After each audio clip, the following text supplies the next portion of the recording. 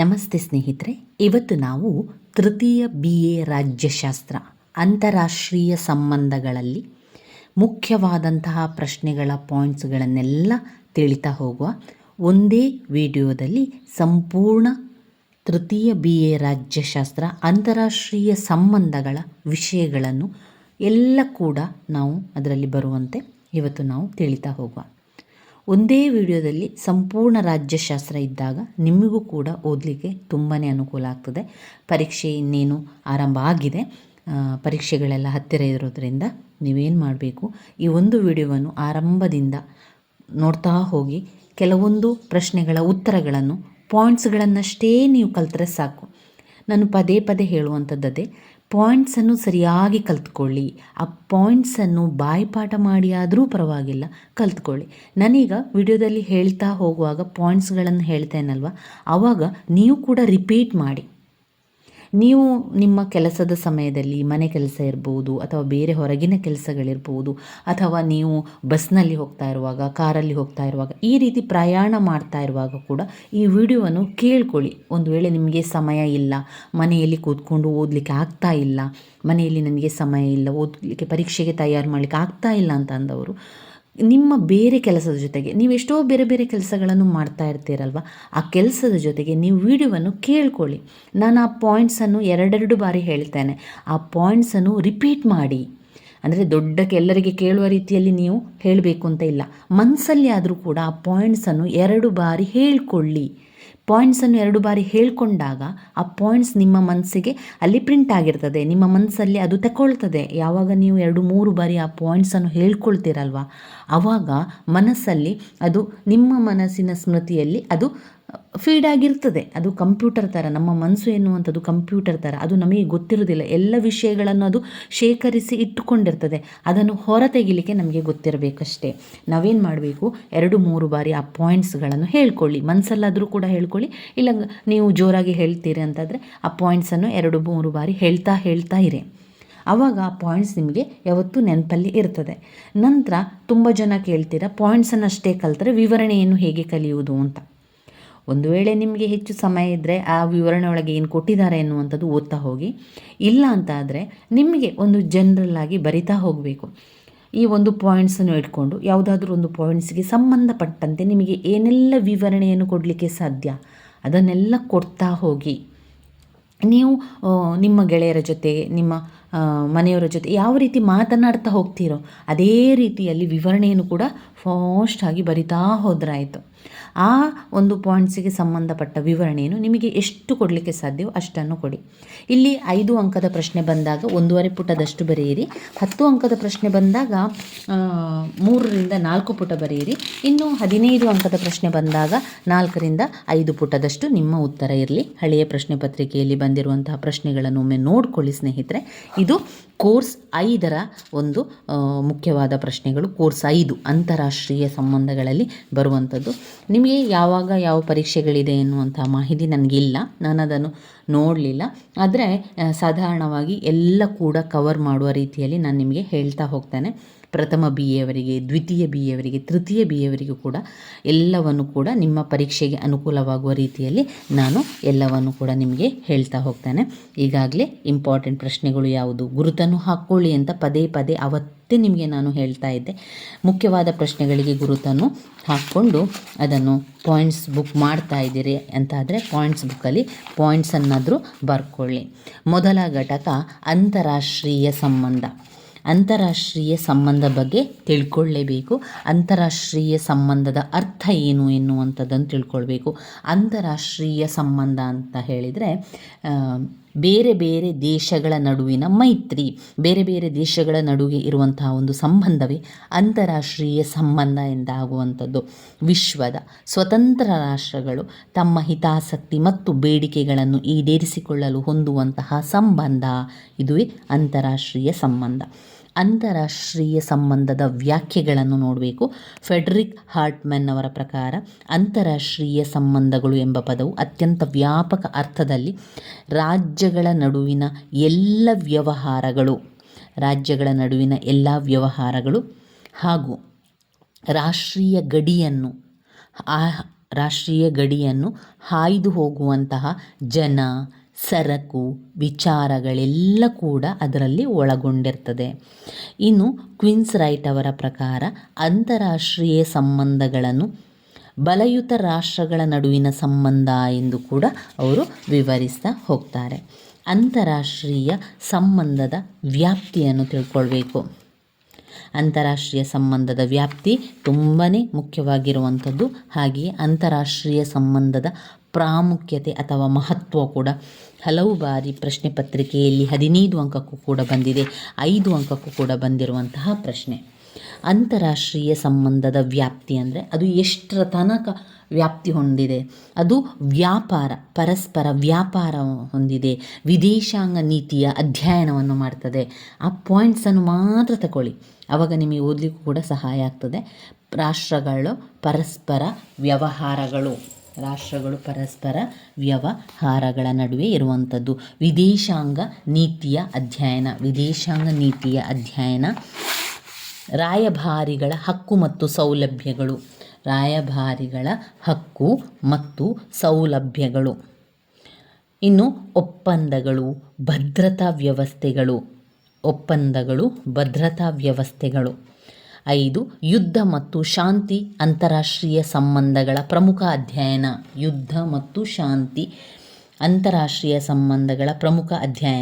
ವಿಶ್ವಶಾಂತಿಯನ್ನು ಕಾಪಾಡಲು ಪ್ರಯತ್ನಿಸುವುದು. 6 ಸಂಧಾನ, ಮಧ್ಯಸ್ಥಿಕೆ, ನ್ಯಾಯಾಂಗ ತೀರ್ಮಾನ. 7 ಅಂತಾರಾಷ್ಟ್ರೀಯ ಕಾನೂನು. ಶೀತಲ ಯುದ್ಧ ಮತ್ತು ಅದರ ಅಂತ್ಯದ ಪರಿಣಾಮಗಳು. 9 ಶಸ್ತ್ರಾಸ್ತ್ರಗಳ ಪೈಪೋಟಿ, ನಿಶ್ಶಸ್ತ್ರೀಕರಣ, ನ್ಯೂಕ್ಲಿಯರ್ ಶಸ್ತ್ರಾಸ್ತ್ರಗಳಿಂದ ಉಂಟಾಗುವ ಜಾಗತಿಕ ಪರಿಣಾಮ. 10ನೇ ಪಾಯಿಂಟ್ ಆರ್ಥಿಕ ಯೋಜನೆ, ವ್ಯಾಪಾರ, ವಾಣಿಜ್ಯ, ತೆರಿಗೆ ಎಲ್ಲ ಕೂಡ ಅದರಲ್ಲಿ ಬರ್ತದೆ. ಆರ್ಥಿಕ ಯೋಜನೆಗಳು ಇದು ಅಂತಾರಾಷ್ಟ್ರೀಯ ಸಂಬಂಧದ ವ್ಯಾಪ್ತಿಯಲ್ಲಿ ಬರುವಂಥದ್ದು. ಅಂತಾರಾಷ್ಟ್ರೀಯ ಸಂಬಂಧದ ವ್ಯಾಪ್ತಿಯ ಪಾಯಿಂಟ್ಸ್ಗಳನ್ನು ಮತ್ತೊಮ್ಮೆ ಹೇಳ್ತಾ ಹೋಗ್ತೇನೆ ನೋಡಿ. ರಾಷ್ಟ್ರಗಳು ಪರಸ್ಪರ ವ್ಯವಹಾರಗಳ ನಡುವೆ ಇದೆ. 2 ವಿದೇಶಾಂಗ ನೀತಿಯ ಅಧ್ಯಯನ. 3 ರಾಯಭಾರಿಗಳ ಹಕ್ಕು ಮತ್ತು ಸೌಲಭ್ಯಗಳು. ಒಪ್ಪಂದಗಳು, ಭದ್ರತಾ ವ್ಯವಸ್ಥೆಗಳು. 5 ಯುದ್ಧ ಮತ್ತು ಶಾಂತಿ ಅಂತಾರಾಷ್ಟ್ರೀಯ ಸಂಬಂಧಗಳ ಪ್ರಮುಖ ಅಧ್ಯಯನ. ವಿಶ್ವಶಾಂತಿಯನ್ನು ಕಾಪಾಡುವುದು. ಸಂಧಾನ, ಮಧ್ಯಸ್ಥಿಕೆ, ನ್ಯಾಯಾಂಗ ತೀರ್ಮಾನ. 7 ಅಂತಾರಾಷ್ಟ್ರೀಯ ಕಾನೂನು.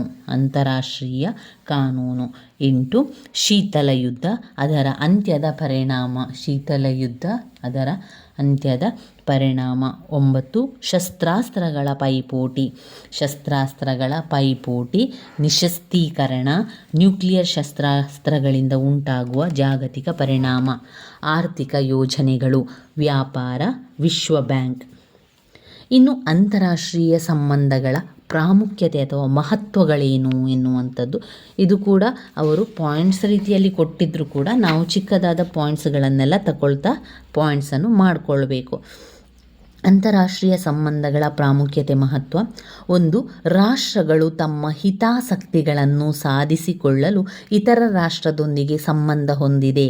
ರಾಷ್ಟ್ರಗಳು ತಮ್ಮ ಹಿತಾಸಕ್ತಿಗಳನ್ನು ಸಾಧಿಸಿಕೊಳ್ಳಲು ಇತರ ರಾಷ್ಟ್ರದೊಂದಿಗೆ ಸಂಬಂಧ ಹೊಂದಿದೆ. ಕಲಹ ಅಥವಾ ಸಮಸ್ಯೆಗಳಿಗೆ ಪರಿಹಾರ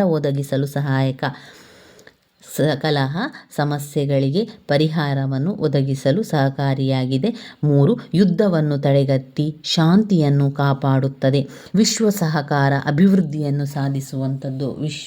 ಸಹಕಾರ ಮತ್ತು ಅಭಿವೃದ್ಧಿ ಸಾಧಿಸುವಂಥದ್ದು. ಸಹಾಯದಿಂದ ರಾಷ್ಟ್ರೀಯತೆಯಲ್ಲಿರುವ ಗುಣದೋಷಗಳು ತಿಳಿದುಕೊಳ್ಳುವುದು. ಅಂತಾರಾಷ್ಟ್ರೀಯ ಸಂಬಂಧದಿಂದ ಏನು ನಮಗೆ ರಾಷ್ಟ್ರೀಯತೆಯ ಗುಣದೋಷಗಳು ತಿಳಿದುಕೊಳ್ಳಲಿಕ್ಕೆ ಸಹಾಯಕ. ನಾಗರಿಕರು ತಮ್ಮ ಕರ್ತವ್ಯಗಳನ್ನು ಸರಿಯಾಗಿ ನಿರ್ವಹಣೆ ಮಾಡಲು ಸಹಾಯಕ. ಸಾಂಪ್ರದಾಯಿಕ ಪರಮಾಧಿಕಾರ ತತ್ವವು ಆಧುನಿಕ ಅಂತಾರಾಷ್ಟ್ರೀಯ ವಾಸ್ತವಿಕತೆಗೆ ಹೊಂದಾಣಿಕೆ ಆಗುವುದಿಲ್ಲ ಎಂಬುದು ಎಂದು ತಿಳಿದುಕೊಳ್ಳಬಹುದು. ಜನರು ವಿಜ್ಞಾನ ಮತ್ತು ತಾಂತ್ರಿಕತೆಯ ಸಹಾಯವನ್ನು ಪಡೆದು ತಮ್ಮ ಸಮಸ್ಯೆಗಳನ್ನು ಆಳವಾಗಿ ಅರ್ಥ ಮಾಡಿಕೊಳ್ಳುವಂಥದ್ದಾಗಿದೆ. ವಿಶ್ವದ ಉತ್ತಮ ಜನರ ಉತ್ತಮ ರೀತಿಯಿಂದ ಅರಿತುಕೊಳ್ಳುವಷ್ಟು ಒಳ್ಳೆಯದು. ಜಗತ್ತನ್ನು ವಿನಾಶದಿಂದ ರಕ್ಷಿಸುತ್ತದೆ. ನಿಶಸ್ತೀಕರಣಕ್ಕಾಗಿ ಅಣ್ವಸ್ತ್ರದಿಂದ ವಿರುದ್ಧ ಜನರಲ್ಲಿ ಜಾಗೃತಿ ಮೂಡಿಸುತ್ತದೆ. ವ್ಯಕ್ತಿ ನಿರ್ದಿಷ್ಟ ಸನ್ನಿವೇಶವೊಂದರಲ್ಲಿ ಹೇಗೆ ವರ್ತಿಸುತ್ತಾನೆ, ನಾವು ಯಾವ ವಾತಾವರಣವನ್ನು ಪ್ರೋತ್ಸಾಹಿಸಬೇಕು ಅದನ್ನೆಲ್ಲ ತಿಳಿದುಕೊಳ್ಳಲಿಕ್ಕೆ ಸಹಾಯ ಆಗ್ತದೆ. ಒಟ್ಟು ಅಂತಾರಾಷ್ಟ್ರೀಯ ಸಂಬಂಧಗಳ ಪ್ರಾಮುಖ್ಯತೆ ಮತ್ತು ಮಹತ್ವಗಳು ಈ ರೀತಿಯಾಗಿದೆ. ಮತ್ತೊಮ್ಮೆ ಪಾಯಿಂಟ್ಸನ್ನು ಹೇಳ್ತಾ ಹೋಗ್ತೇನೆ. ರಾಷ್ಟ್ರಗಳು ತಮ್ಮ ಹಿತಾಸಕ್ತಿಗಳನ್ನು ಸಾಧಿಸಿಕೊಳ್ಳಲು ಸಹಾಯ ಮಾಡ್ತದೆ. ರಾಷ್ಟ್ರಗಳು ತಮ್ಮ ಹಿತಾಸಕ್ತಿಗಳನ್ನು ಸಾಧಿಸಲು ಸಹಕಾರಿ. ಕಲಹ ಅಥವಾ ಸಮಸ್ಯೆಗಳಿಗೆ ಪರಿಹಾರ ಒದಗಿಸಲು ಸಹಾಯಕ. ಕಲಹ ಅಥವಾ ಸಮಸ್ಯೆಗಳಿಗೆ ಪರಿಹಾರವನ್ನು ಒದಗಿಸಲು ಸಹಕಾರಿ. ಅಂತಾರಾಷ್ಟ್ರೀಯ ಸಂಬಂಧಗಳು ಯುದ್ಧವನ್ನು ತಡೆಗಟ್ಟಿ ಶಾಂತಿಯನ್ನು ಸ್ಥಾಪಿಸುತ್ತದೆ.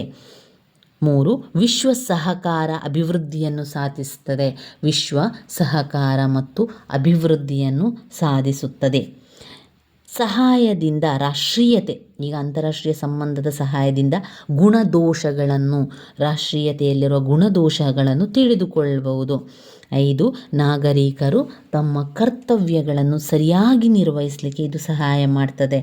ಸಾಂಪ್ರದಾಯಿಕ ಪರಮಾಧಿಕಾರ ಅಂತಾರಾಷ್ಟ್ರೀಯ ಸಂಬಂಧ ವಾಸ್ತವಿಕತೆಯ ಹೊಂದಾಣಿಕೆ ಆಗುವುದಿಲ್ಲ ಎಂಬುದನ್ನು ತಿಳಿದುಕೊಳ್ಳಬಹುದು. ಜನರು ವಿಜ್ಞಾನ ಮತ್ತು ತಾಂತ್ರಿಕತೆಯ ಸಹಾಯವನ್ನು ಪಡೆದು ತಮ್ಮ ಸಮಸ್ಯೆಗಳನ್ನು ಅರ್ಥ ಮಾಡಿಕೊಳ್ಳುತ್ತಾರೆ.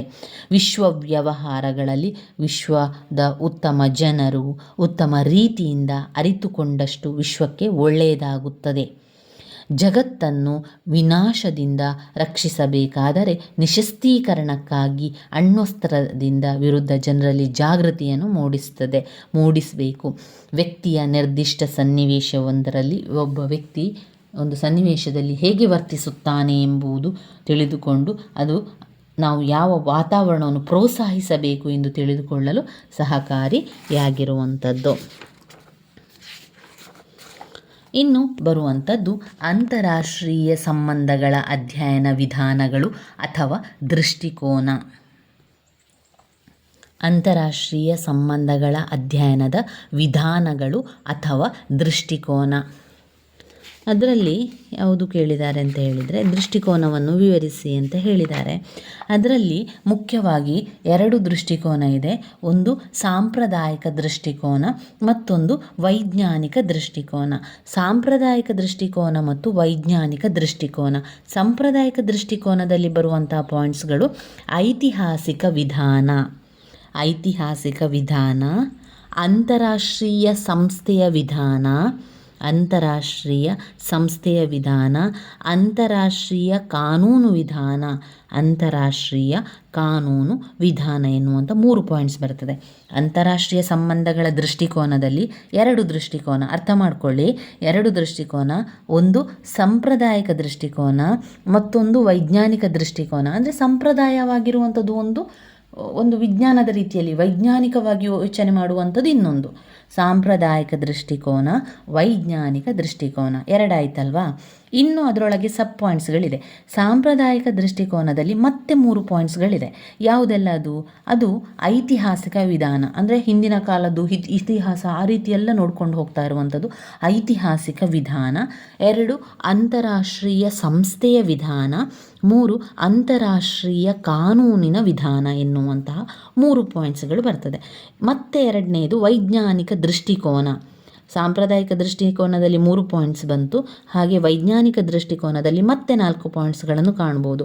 ವೈಜ್ಞಾನಿಕ ದೃಷ್ಟಿಕೋನದಲ್ಲಿ ಯಾವ ರೀತಿಯ ಸಿದ್ಧಾಂತಗಳನ್ನೆಲ್ಲ ಮಾಡ್ತಾರೆ, ಅಲ್ಲಿ ವ್ಯವಸ್ಥೆಯ ಸಿದ್ಧಾಂತ, ಕ್ರೀಡಾ ಸಿದ್ಧಾಂತ, ತೀರ್ಮಾನವನ್ನು ತೆಗೆದುಕೊಳ್ಳುವಂತಹ ಸಿದ್ಧಾಂತ, ಶಕ್ತಿ ಅಥವಾ ಅಧಿಕಾರದ ಸಿದ್ಧಾಂತ. ಯಾವುದೆಲ್ಲ ವೈಜ್ಞಾನಿಕ ದೃಷ್ಟಿಕೋನದಲ್ಲಿ ವ್ಯವಸ್ಥೆಯ ಸಿದ್ಧಾಂತ, ಕ್ರೀಡಾ ಸಿದ್ಧಾಂತ, ತೀರ್ಮಾನವನ್ನು ತೆಗೆದುಕೊಳ್ಳುವ ಸಿದ್ಧಾಂತ, ಶಕ್ತಿ ಅಥವಾ ಅಧಿಕಾರದ ಸಿದ್ಧಾಂತ. ಇದು ಅಂತಾರಾಷ್ಟ್ರೀಯ ಸಂಬಂಧಗಳ ಅಧ್ಯಯನ ಅಥವಾ ವಿಧಾನಗಳು ಅಥವಾ ದೃಷ್ಟಿಕೋನ ಏನು ಕೂಡ ಹೇಳ್ಬೋದು. ಅದಕ್ಕೆ ಅಂತಾರಾಷ್ಟ್ರೀಯ ಸಂಬಂಧಗಳ ಅಧ್ಯಯನದ ವಿಧಾನಗಳನ್ನು ತಿಳಿಸಿ ಅಥವಾ ಅಂತಾರಾಷ್ಟ್ರೀಯ ಸಂಬಂಧಗಳ ಅಧ್ಯಯನದ ದೃಷ್ಟಿಕೋನವನ್ನು ತಿಳಿಸಿ ಎಲ್ಲ ಕೇಳಿದರೂ ಒಂದೇ, ನೀವು ಕನ್ಫ್ಯೂಸ್ ಆಗಬಾರ್ದು. ಆ ಪ್ರಶ್ನೆ ನಿಮಗೆ ಅರ್ಥ ಆಗಬೇಕು. ಅಂತಾರಾಷ್ಟ್ರೀಯ ಸಂಬಂಧಗಳ ವಿಧಾನವನ್ನು ತಿಳಿಸಿ. 2 ವಿಧಾನ ಇದೆ. ಒಂದು ಸಾಂಪ್ರದಾಯಿಕ ದೃಷ್ಟಿಕೋನ, ವೈಜ್ಞಾನಿಕ ದೃಷ್ಟಿಕೋನ. ಸಾಂಪ್ರದಾಯಿಕ ದೃಷ್ಟಿಕೋನ ಅಥವಾ ಸಾಂಪ್ರದಾಯಿಕ ವಿಧಾನದಲ್ಲಿ ಐತಿಹಾಸಿಕ ವಿಧಾನ, ಅಂತಾರಾಷ್ಟ್ರೀಯ ಸಂಸ್ಥೆಯ ವಿಧಾನ, ಅಂತಾರಾಷ್ಟ್ರೀಯ ಕಾನೂನಿನ ವಿಧಾನ. ವೈಜ್ಞಾನಿಕ ದೃಷ್ಟಿಕೋನ 2ನೇದಲ್ಲಿ ಬಂದಾಗ ವ್ಯವಸ್ಥೆಯ ಸಿದ್ಧಾಂತ, ಕ್ರೀಡಾ ಸಿದ್ಧಾಂತ, ತೀರ್ಮಾನ ತೆಗೆದುಕೊಳ್ಳುವ ಸಿದ್ಧಾಂತ, ಶಕ್ತಿ ಅಥವಾ ಅಧಿಕಾರದ ಸಿದ್ಧಾಂತ. ಇವಿಷ್ಟು ಬರುವಂಥದ್ದು. ಇನ್ನು ಬರುವಂಥದ್ದು ರಾಷ್ಟ್ರೀಯತೆ. ರಾಷ್ಟ್ರೀಯತೆಯ ಸ್ವರೂಪಾರ್ಥ, ರಾಷ್ಟ್ರೀಯ ಶಕ್ತಿಯ ಪ್ರಾಮುಖ್ಯತೆ ಮಹತ್ವ, ರಾಷ್ಟ್ರೀಯ ಶಕ್ತಿಯ ಗೋಚರದ ಮೂಲಾಂಶಗಳು ಬೇಕು ನಮಗೆ. ಮೊದಲನೇದಾಗಿ ರಾಷ್ಟ್ರೀಯ ಶಕ್ತಿಯ ಅರ್ಥವನ್ನು ತಿಳ್ಕೊಳ್ಳುವ. ಏನು ರಾಷ್ಟ್ರೀಯ ಶಕ್ತಿ ಅಂದರೆ? ರಾಷ್ಟ್ರೀಯ ಶಕ್ತಿಯು ರಾಜ್ಯ ವ್ಯವಸ್ಥೆಯ ಒಂದು ಲಕ್ಷಣ, ರಾಜ್ಯದ ವ್ಯವಸ್ಥೆಯ ಒಂದು ಲಕ್ಷಣವನ್ನೇ ರಾಷ್ಟ್ರೀಯ ಶಕ್ತಿಯೇ ಅಂತ ಹೇಳುವಂಥದ್ದು. ರಾಷ್ಟ್ರೀಯ ಶಕ್ತಿಯು ಇಡೀ ರಾಜ್ಯ ವ್ಯವಸ್ಥೆಯನ್ನು ರಕ್ಷಿಸುವಂತಹ ಪ್ರಬಲ ಹಾಗೂ ಅನಿವಾರ್ಯವಾದ ಸಾಧನವಾಗಿದೆ. ರಾಷ್ಟ್ರೀಯ ಶಕ್ತಿಯು ಇಡೀ ರಾಜ್ಯ ವ್ಯವಸ್ಥೆಯನ್ನು ರಕ್ಷಿಸುವಂತಹ ಪ್ರಬಲವಾದ ಹಾಗೂ ಅನಿವಾರ್ಯವಾದಂತಹ ಸಾಧನವಾಗಿರುವಂಥದ್ದು. ರಾಷ್ಟ್ರೀಯತೆಯ ರಾಷ್ಟ್ರೀಯ ಶಕ್ತಿಯ ಪ್ರಾಮುಖ್ಯತೆ ಅಥವಾ ಮಹತ್ವವನ್ನು 15 ಅಂಕಕ್ಕೆ ಕೇಳ್ತಾರೆ. ನಾವೇ ಪಾಯಿಂಟ್ಸನ್ನು ಮಾಡಿಕೊಂಡು ಓದ್ಕೊಳ್ಬೇಕು. 11 ಪಾಯಿಂಟ್ಸನ್ನು ಇಲ್ಲಿ ನಾನು ಮಾಡ್ಕೊಂಡಿದ್ದೇನೆ. ಆ ಪಾಯಿಂಟ್ಸನ್ನು ಹೇಳ್ತಾ ಹೋಗ್ತೇನೆ.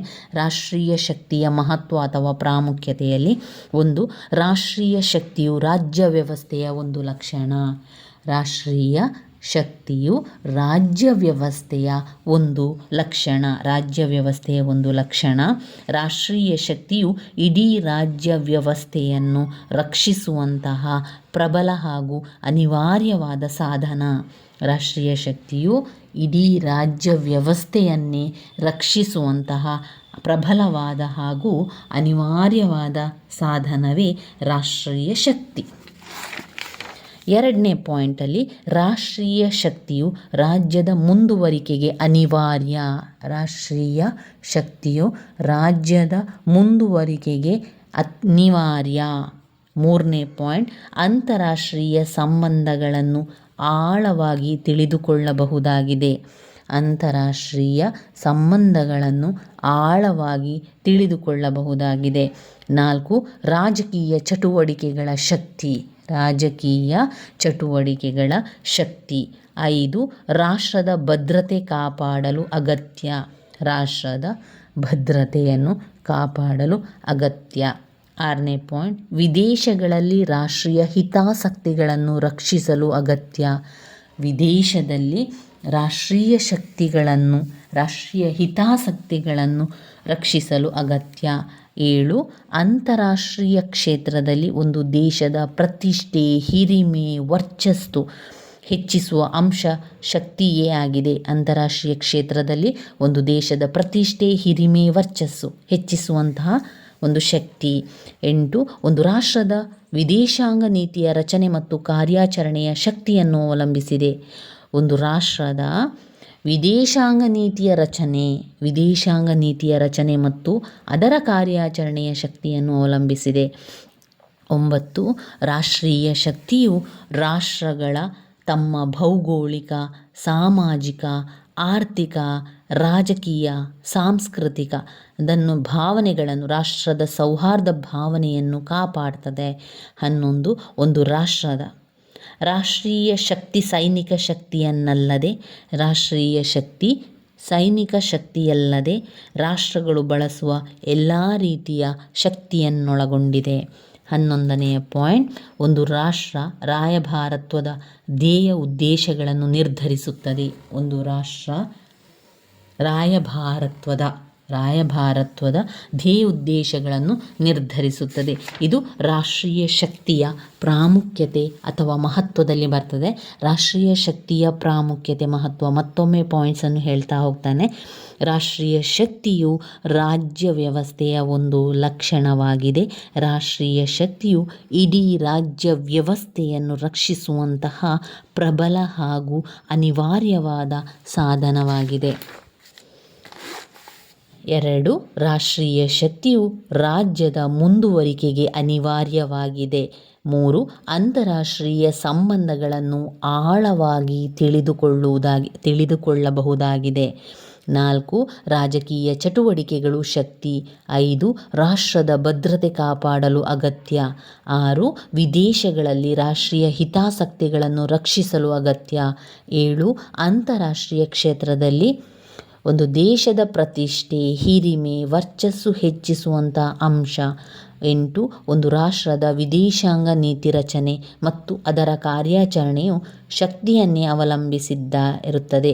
9. ರಾಷ್ಟ್ರೀಯ ಶಕ್ತಿಯು ರಾಷ್ಟ್ರಗಳ ತಮ್ಮ ಭೌಗೋಳಿಕ, ಸಾಮಾಜಿಕ, ಆರ್ಥಿಕ, ರಾಜಕೀಯ, ಸಾಂಸ್ಕೃತಿಕ ಮೊದಲಾದ ಹಿತಾಸಕ್ತಿಗಳನ್ನು ಹಾಗೂ ರಾಷ್ಟ್ರದ ಸೌಹಾರ್ದ ಭಾವನೆಗಳನ್ನು ಕಾಪಾಡುವ ಬಲವಾಗಿದೆ. 10. ಒಂದು ರಾಷ್ಟ್ರದ ರಾಷ್ಟ್ರೀಯ ಶಕ್ತಿ ಸೈನಿಕ ಶಕ್ತಿಯನ್ನಲ್ಲದೆ ರಾಷ್ಟ್ರಗಳು ಬಳಸುವ ಎಲ್ಲ ರೀತಿಯ ಶಕ್ತಿಗಳನ್ನು ಒಳಗೊಂಡಿರುತ್ತದೆ. 11ನೇದು ಒಂದು ರಾಷ್ಟ್ರ ರಾಯಭಾರತ್ವದ ಧ್ಯೇಯೋದ್ದೇಶಗಳನ್ನು ನಿರ್ಧರಿಸಲಾಗುವುದು.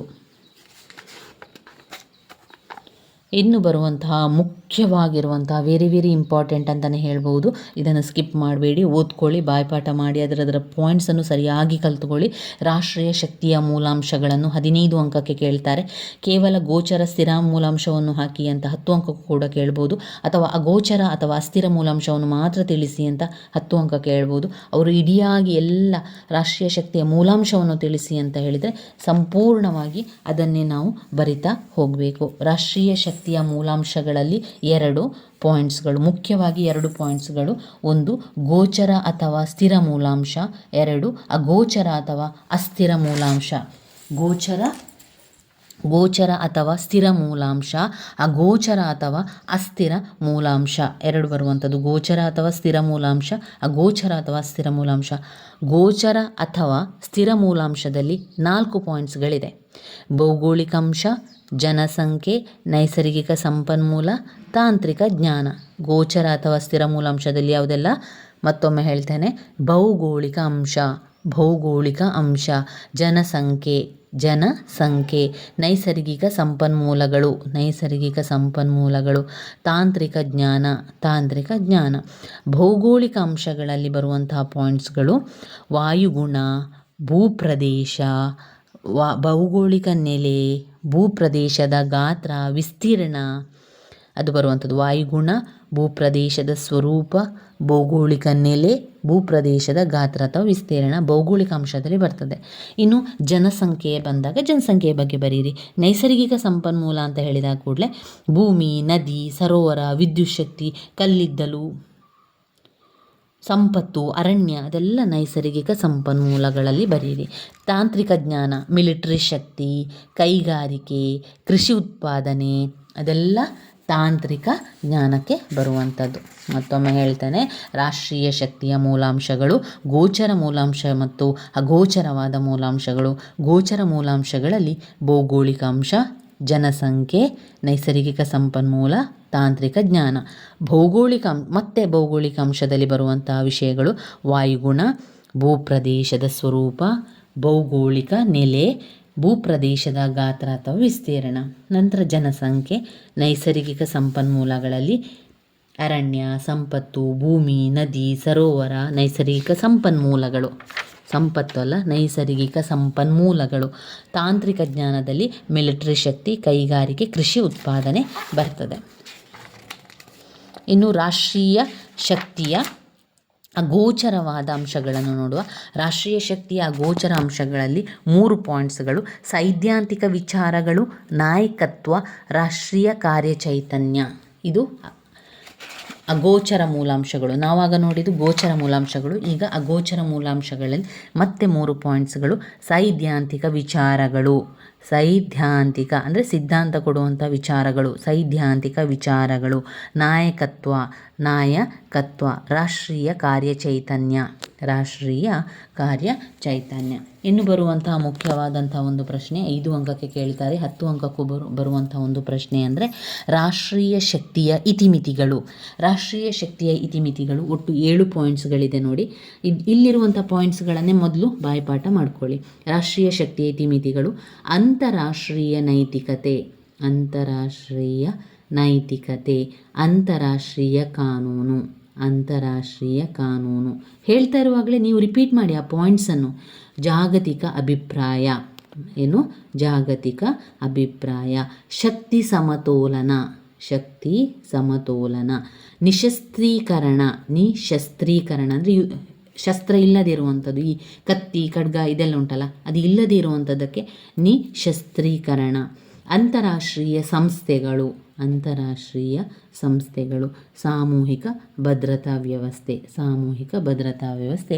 ರಾಷ್ಟ್ರೀಯ ಶಕ್ತಿಯ ಇತಿಮಿತಿಗಳು. ಮತ್ತೊಮ್ಮೆ ಪಾಯಿಂಟ್ಸ್ ಹೇಳುವ. ರಾಷ್ಟ್ರೀಯ ಶಕ್ತಿಯ ಇತಿಮಿತಿಗಳು: ಅಂತಾರಾಷ್ಟ್ರೀಯ ನೈತಿಕತೆ, ಅಂತಾರಾಷ್ಟ್ರೀಯ ನೈತಿಕತೆ. ಅಂತಾರಾಷ್ಟ್ರೀಯ ಕಾನೂನು, ಅಂತಾರಾಷ್ಟ್ರೀಯ ಕಾನೂನು. ಜಾಗತಿಕ ಅಭಿಪ್ರಾಯ, ಜಾಗತಿಕ ಅಭಿಪ್ರಾಯ. ಶಕ್ತಿ ಸಮತೋಲನ, ಶಕ್ತಿ ಸಮತೋಲನ. ನಿಶಸ್ತ್ರೀಕರಣ, ನಿಶಸ್ತ್ರೀಕರಣ. ಅಂತಾರಾಷ್ಟ್ರೀಯ ಸಂಸ್ಥೆಗಳು, ಅಂತಾರಾಷ್ಟ್ರೀಯ ಸಂಸ್ಥೆಗಳು. ಸಾಮೂಹಿಕ ಭದ್ರತಾ ವ್ಯವಸ್ಥೆ, ಸಾಮೂಹಿಕ ಭದ್ರತಾ ವ್ಯವಸ್ಥೆ, ಸಾಮೂಹಿಕ ಭದ್ರತಾ ವ್ಯವಸ್ಥೆ. ಇನ್ನು ಬರುವಂಥದ್ದು ವಿದೇಶಾಂಗ ನೀತಿಯ ಸ್ವರೂಪ ಮತ್ತು ಪ್ರಾಮುಖ್ಯತೆ. ವಿದೇಶಾಂಗ ನೀತಿ ಆಂತರಿಕ ನೀತಿಗಳಿಗಿರುವ ಸಂಬಂಧ. ವಿದೇಶಾಂಗ ನೀತಿ ರೂಪಿಸುವ ವಿವಿಧ ಅಂಗಗಳು. 5 ಅಂಕಕ್ಕೆ ಬರ್ತದೆ. ಇದರಲ್ಲಿ ಮೊದಲನೇದಾಗಿ ನಾವು ವಿದೇಶಾಂಗ ನೀತಿ ಅಂದರೆ ಏನು ಅಂತದನ್ನು ತಿಳ್ಕೊಳ್ಬೇಕು. ಸಂಕ್ಷಿಪ್ತವಾಗಿ ಹೇಳುವುದಾದರೆ, ಒಂದು ರಾಷ್ಟ್ರವು ಇತರ ರಾಷ್ಟ್ರದೊಂದಿಗೆ ವ್ಯವಹರಿಸುವಾಗ ಅನುಸರಿಸುವ ನೀತಿಯೇ ವಿದೇಶಾಂಗ ನೀತಿ. ವಿದೇಶಾಂಗ ನೀತಿಯ ವ್ಯಾಖ್ಯೆಯನ್ನು ಫ್ಲೆಚರ್ ಅವರ ಪ್ರಕಾರ ಒಂದು ರಾಷ್ಟ್ರವು ತನ್ನ ಗಡಿಯಾಚೆಗಿನ ವ್ಯಕ್ತಿಗಳ ಬಗ್ಗೆ ಕೈಗೊಳ್ಳುವಂತಹ ಕಾರ್ಯಕ್ರಮ ಅಥವಾ ಅನುಸರಿಸುವಂತಹ ನೀತಿಯೇ ವಿದೇಶಾಂಗ ನೀತಿ ಎಂದು ವ್ಯಾಖ್ಯಾನಿಸಿದ್ದಾರೆ. ಡಿ.ವಿ. ಜಾನ್ಸನ್ ಅವರ ಪ್ರಕಾರ ಒಂದು ಸರ್ಕಾರವು ಪ್ರಮುಖವಾಗಿ ಹೊರ ರಾಷ್ಟ್ರಗಳೊಡನೆ ವ್ಯವಹರಿಸುವಾಗ, ಒಂದು ಸರ್ಕಾರವು ಪ್ರಮುಖವಾಗಿ ಹೊರ ರಾಷ್ಟ್ರಗಳೊಂದಿಗೆ ವ್ಯವಹರಿಸುವಾಗ ಅನುಸರಿಸುವ ಕಲೆಯೇ ವಿದೇಶಾಂಗ ನೀತಿ. ವಿದೇಶಾಂಗ ನೀತಿಯ ಸ್ವರೂಪ ಪ್ರಾಮುಖ್ಯತೆಯನ್ನು 15 ಅಂಕಕ್ಕೆ ಕೇಳಿದ್ದಾರೆ. ಇದರಲ್ಲಿ ನಾವು ಬೇರೆ ಬೇರೆ ಪಾಯಿಂಟ್ಸ್ಗಳು, ಪುಟ್ಟ ಪುಟ್ಟ ಪಾಯಿಂಟ್ಸ್ಗಳಿದೆ, ಅದನ್ನೆಲ್ಲ ನಾವು ಹಾಕ್ತಾ ಬರೀಬೇಕು. ಇದರ ವಿದೇಶಾಂಗ ನೀತಿಯ ಪ್ರಾಮುಖ್ಯತೆಯಲ್ಲಿ ಒಂದು ವಿದೇಶಾಂಗ ನೀತಿಯ ಅಧ್ಯಯನ, ವಿದೇಶಾಂಗ ನೀತಿಯ ಅಧ್ಯಯನ. ಅಂತಾರಾಷ್ಟ್ರೀಯ ನಡವಳಿಕೆ, ಅಂತಾರಾಷ್ಟ್ರೀಯ ನಡವಳಿಕೆ. ಅಧಿಕಾರ, ರಾಷ್ಟ್ರೀಯ ಹಿತಾಸಕ್ತಿ, ರಾಷ್ಟ್ರೀಯ ಹಿತಾಸಕ್ತಿ. ವಿದೇಶಾಂಗ ನೀತಿಯನ್ನು ರಕ್ಷಣಾ ಹಿತಾಸಕ್ತಿ, ವಿದೇಶಾಂಗ ನೀತಿಯನ್ನು ರಕ್ಷಣಾ ಹಿತಾಸಕ್ತಿ, ಆರ್ಥಿಕ ಹಿತಾಸಕ್ತಿ ಆಧಾರ ಮೇಲೆ ರಚಿಸಲಾಗುವುದು. ಅದನ್ನೇ ನೀವು ಪಾಯಿಂಟ್ಸ್ ಆಗಿ ತಗೊಳ್ಳಿ. ಇಲ್ಲಿ ಒಂದಿಷ್ಟು ವಿಷಯದಲ್ಲಿ ಒಂದು 10 ಪಾಯಿಂಟ್ಸ್ಗಳು ನಮಗೆ ಸಿಗ್ತದೆ.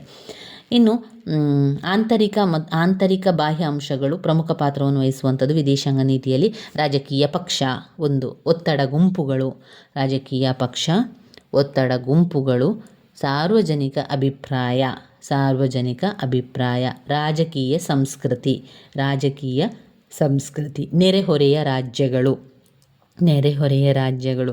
ಅಂತಾರಾಷ್ಟ್ರೀಯ ಸಂಸ್ಥೆಗಳು, ಅಂತಾರಾಷ್ಟ್ರೀಯ ಸಂಸ್ಥೆಗಳು. ಪ್ರಾದೇಶಿಕ ಸಂಸ್ಥೆಗಳು, ಪ್ರಾದೇಶಿಕ ಸಂಸ್ಥೆಗಳು. ಇತರ ಬಾಹ್ಯ ಅಂಶಗಳು, ಇತರ ಬಾಹ್ಯ ಅಂಶಗಳು. ಪ್ರತಿಯೊಂದು ರಾಷ್ಟ್ರವು ರಾಜಕೀಯ, ಆರ್ಥಿಕ, ಮಿಲಿಟರಿ, ಸೈದ್ಧಾಂತಿಕ, ಸಾಂಸ್ಕೃತಿಕ ಮೊದಲಾದ ಗುರಿಗಳನ್ನು ಹೊಂದಿರುತ್ತದೆ, ಮೊದಲಾದ ಗುರಿಗಳನ್ನು ಹೊಂದಿರುತ್ತದೆ. ಇಲ್ಲೇ ಒಂದು 20 ಪಾಯಿಂಟ್ಸ್ಗಳು ನಮಗಿಲ್ಲಿ ಸಿಗ್ತದೆ ನೋಡಿ. ಇದನ್ನೇ ನಾವು ವಿದೇಶಾಂಗ ನೀತಿಯ ಸ್ವರೂಪ ಮತ್ತು ಪ್ರಾಮುಖ್ಯತೆಗೆ ಬರಿತಾ ಹೋದ್ರಾಯಿತು. ವಿದೇಶಾಂಗ ನೀತಿ ಮತ್ತು ಆಂತರಿಕ ನೀತಿಗಳಿಗಿರುವ ಸಂಬಂಧ ಏನು ಸಂಬಂಧ ಇದೆ? ಒಂದು ರಾಜ್ಯದ ಆಂತರಿಕ ನೀತಿಯನ್ನು ಒಳಾಡಳಿತ ನೀತಿ ಅಂತ ಹೇಳುವಂಥದ್ದು, ಅಂದರೆ ಗೃಹ ನೀತಿ. ನೋಡಿ, ವಿದೇಶಾಂಗ ಅಂದರೆ ಹೊರ ದೇಶದ್ದು, ಆಮೇಲೆ ಆಂತರಿಕ ನೀತಿ ಅಂದರೆ ನಮ್ಮ ಒಳಗಿದ್ದು ಅಂದರೆ ನಮ್ಮ ದೇಶದ್ದು ಆಗಿರ್ತದೆ. ಅದರ ಸಂಬಂಧ ಏನು ಅಂತ ಹೇಳಿದರೆ ಒಂದಕ್ಕೊಂದು ನಿಕಟ ಸಂಬಂಧವನ್ನು ಹೊಂದಿದೆ. ಅದು ಒಂದೇ ನಾಣ್ಯದ ಇವೆರಡು ಕೂಡ ಒಂದೇ ನಾಣ್ಯದ ಎರಡು ಮುಖ ಇದ್ದಂತೆ ಒಂದಕ್ಕೊಂದು ಪೂರಕವಾಗಿದೆ. ಆಂತರಿಕ ನೀತಿಗೆ ಸಹಾಯ ಮಾಡಲಿಕ್ಕೆ ವಿದೇಶಾಂಗ ನೀತಿ ಬೇಕು, ವಿದೇಶಾಂಗ ನೀತಿಯ ಕೆಲಸ ಯಾವುದಾದ್ರೂ ಬೇಕು ಅಂತಾರೆ ಆಂತರಿಕ ನೀತಿ ಬೇಕು. ಒಂದು ಇಲ್ಲದಿದ್ದರೆ ಇನ್ನೊಂದು ಇರಲು ಸಾಧ್ಯ ಇಲ್ಲ. ಅದನ್ನೆಲ್ಲ ಬರಿತಾ ಹೋಗುವಂಥದ್ದು. ಅದೇ ರೀತಿಯಾಗಿ ಒಂದು ಗೃಹ ನೀತಿ ಅಂದರೆ ಆಂತರಿಕ ನೀತಿ, ಮಾರ್ಪಾಡುಗಳಾದರೆ ವಿದೇಶಾಂಗ ನೀತಿಯಲ್ಲೂ ಅಗತ್ಯವಾದ ಮಾರ್ಪಾಡುಗಳನ್ನು ಮಾಡಬೇಕಾಗ್ತದೆ. ಇದಕ್ಕೆ ಸಹಾಯ ಮಾಡಬೇಕು. ಈಗ ವಿದೇಶಾಂಗ ನೀತಿಗೆ ಸಹಾಯ ಮಾಡಬೇಕು ಅಂದರೆ ಆಂತರಿಕ ನೀತಿ ಕೂಡ ಬಲಿಷ್ಠವಾಗಿರಬೇಕು. ಆಂತರಿಕ ನೀತಿ ಅಂದರೆ ಗೃಹ ನೀತಿ ಒಂದಕ್ಕೊಂದು ಪೂರಕವಾಗಿದೆ. ಅದು ಒಂದೇ ನಾಣ್ಯದ ಎರಡು ಮುಖ ಇರುತ್ತದೆ. ಈ ರೀತಿಯಲ್ಲಿ ಆಂತರಿಕ ನೀತಿಯು ವಿದೇಶಾಂಗ ನೀತಿಯ ಮೇಲೆ, ವಿದೇಶಾಂಗ ನೀತಿಯು ಆಂತರಿಕ ನೀತಿಯ ಮೇಲೆ ಪರಸ್ಪರ ಪ್ರಭಾವವನ್ನು ಹೊಂದಿರುತ್ತದೆ. ಇಂತಹ ಪ್ರಭಾವ ಮುಖ್ಯವಾದುದು ಹಾಗೂ ಆಗಿಂದಾಗಿ ಬದಲಾವಣೆ ಉಂಟಾಗುವಂಥದ್ದಾಗಿರುತ್ತದೆ. ಅದರಿಂದ ವಿದೇಶಾಂಗ ನೀತಿ ಮತ್ತು ಆಂತರಿಕ ನೀತಿ ಸಂಬಂಧಗಳನ್ನು ಹೇಳ್ತಾ ಹೋದರೆ ಪಾಯಿಂಟ್ 1, ಎರಡೂ ಕೂಡ ಒಂದಕ್ಕೊಂದು ಪೂರಕವಾಗಿದೆ, ಎರಡೂ ಒಂದಕ್ಕೊಂದು ಸಂಬಂಧವನ್ನು ಹೊಂದಿದೆ. 3ನೇ ಪಾಯಿಂಟ್, ವಿದೇಶಾಂಗ ನೀತಿಯು ಆಂತರಿಕ ನೀತಿಗೆ ತುಂಬ ಸಹಕಾರಿಯಾಗಿದೆ. 4, ಆಂತರಿಕ ನೀತಿ ವಿದೇಶಾಂಗ ನೀತಿ ತುಂಬ ಸಹಕಾರಿಯಾಗಿದೆ. ವಿದೇಶಾಂಗ ನೀತಿ ಆಂತರಿಕ ನೀತಿ ಒಂದೇ ನಾಣ್ಯದ ಎರಡು ಮುಖ ಇದ್ದಂತೆ ಒಂದಕ್ಕೊಂದು ಬಿಟ್ಟು ಇರಲು ಸಾಧ್ಯ ಇಲ್ಲ. ವಿದೇಶಾಂಗ ನೀತಿ ಆಂತರಿಕ ನೀತಿಯಲ್ಲಿರುವಂಥ ವಿಚಾರಗಳು ಅನೇಕ ಬಾರಿ ಬದಲಾವಣೆಗೊಳ್ಳುತ್ತದೆ. ಒಂದಕ್ಕೊಂದು ಪೂರಕವಾಗಿರುವಂಥದ್ದು. ಆದ್ದರಿಂದ ಒಂದು ಮಾರ್ಪಾಡಾದರೆ ಮತ್ತೊಂದು ಕೂಡ ಮಾರ್ಪಾಡಾಗ್ತದೆ. ಒಂದಕ್ಕೆ ಸಹಾಯ ಮಾಡಬೇಕಾದ್ರೆ ಮತ್ತೊಂದು ಕೂಡ ಅವಶ್ಯಕವಾದ ಅಂಶಗಳನ್ನು ಪಡೆದುಕೊಳ್ಳಬೇಕಾಗ್ತದೆ. ಅದನ್ನೆಲ್ಲ ಹಾಕ್ತಾ ಹೋಗಿ. ಇನ್ನು ವಿದೇಶಾಂಗ ನೀತಿಯನ್ನು ರೂಪಿಸುವಂಥ ಏಜೆನ್ಸಿಗಳು ಯಾರು? ವಿದೇಶಾಂಗ ನೀತಿಯನ್ನು ರೂಪಿಸುವಂಥ ವಿವಿಧ ಅಂಗಗಳು ಯಾವುದೆಲ್ಲ? ಕಾರ್ಯಾಂಗ, ಶಾಸಕಾಂಗ, ವಿದೇಶಾಂಗ ವ್ಯವಹಾರ ಇಲಾಖೆ. ಕಾರ್ಯಾಂಗ, ಶಾಸಕಾಂಗ, ವಿದೇಶಾಂಗ ವ್ಯವಹಾರದ ಇಲಾಖೆ, ವಿದೇಶಿ ಸೇವಾ ವ್ಯವಸ್ಥೆ, ರಾಯಭಾರಿಗಳ ಪಾತ್ರ. ವಿದೇಶಿ ಸೇವಾ ವ್ಯವಸ್ಥೆ, ರಾಯಭಾರಿಗಳ ಪಾತ್ರ. ವಿದೇಶಾಂಗ ನೀತಿಯನ್ನು ರೂಪಿಸುವಂತಹ ವಿವಿಧ ಅಂಗಗಳು ಮತ್ತು ಏಜೆನ್ಸಿಗಳು ಅಂದರೆ 1 ಕಾರ್ಯಾಂಗ, 2 ಶಾಸಕಾಂಗ, 3 ವಿದೇಶಾಂಗ ವ್ಯವಹಾರ ಇಲಾಖೆ, 4 ವಿದೇಶಿ ಸೇವಾ ವ್ಯವಸ್ಥೆ, 5 ರಾಯಭಾರಿಗಳ ಪಾತ್ರ. ಇನ್ನು ಬರುವಂಥದ್ದು ವಿದೇಶಾಂಗ ನೀತಿಯನ್ನು ನಿರ್ಧರಿಸುವಂಥ ಅಂಶಗಳು.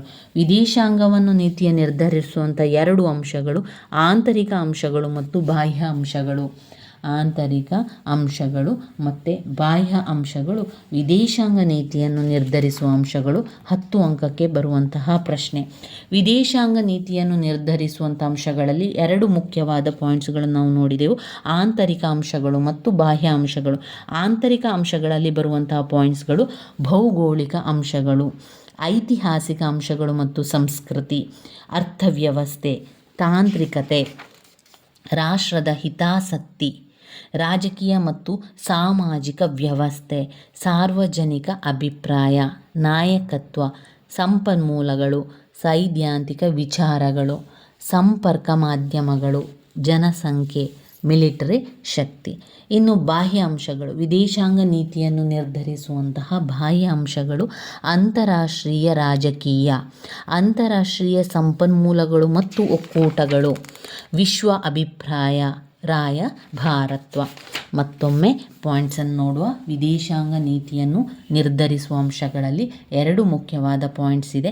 ವಿದೇಶಾಂಗ ನೀತಿಯನ್ನು ನಿರ್ಧರಿಸುವಂತಹ ಆಂತರಿಕ ಅಂಶಗಳು, ವಿದೇಶಾಂಗ ನೀತಿಯನ್ನು ನಿರ್ಧರಿಸುವಂತಹ ಬಾಹ್ಯ ಅಂಶಗಳು.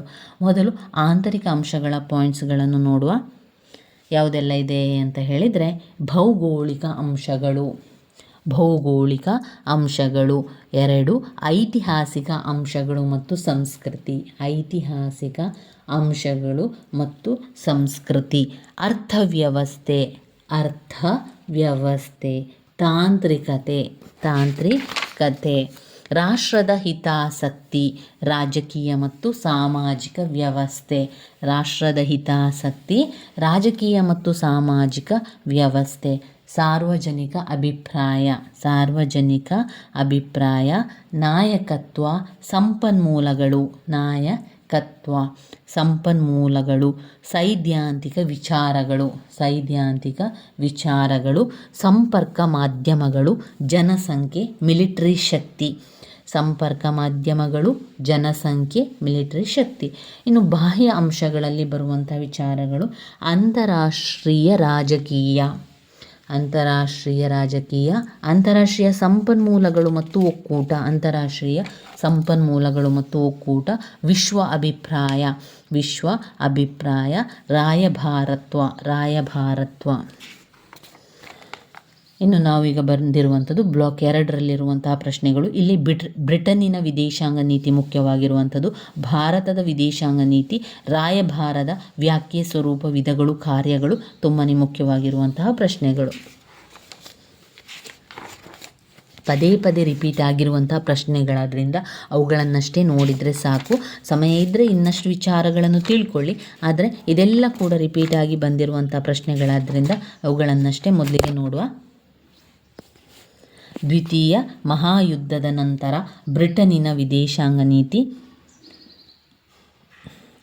ದ್ವಿತೀಯ ಮಹಾಯುದ್ಧದಲ್ಲಿ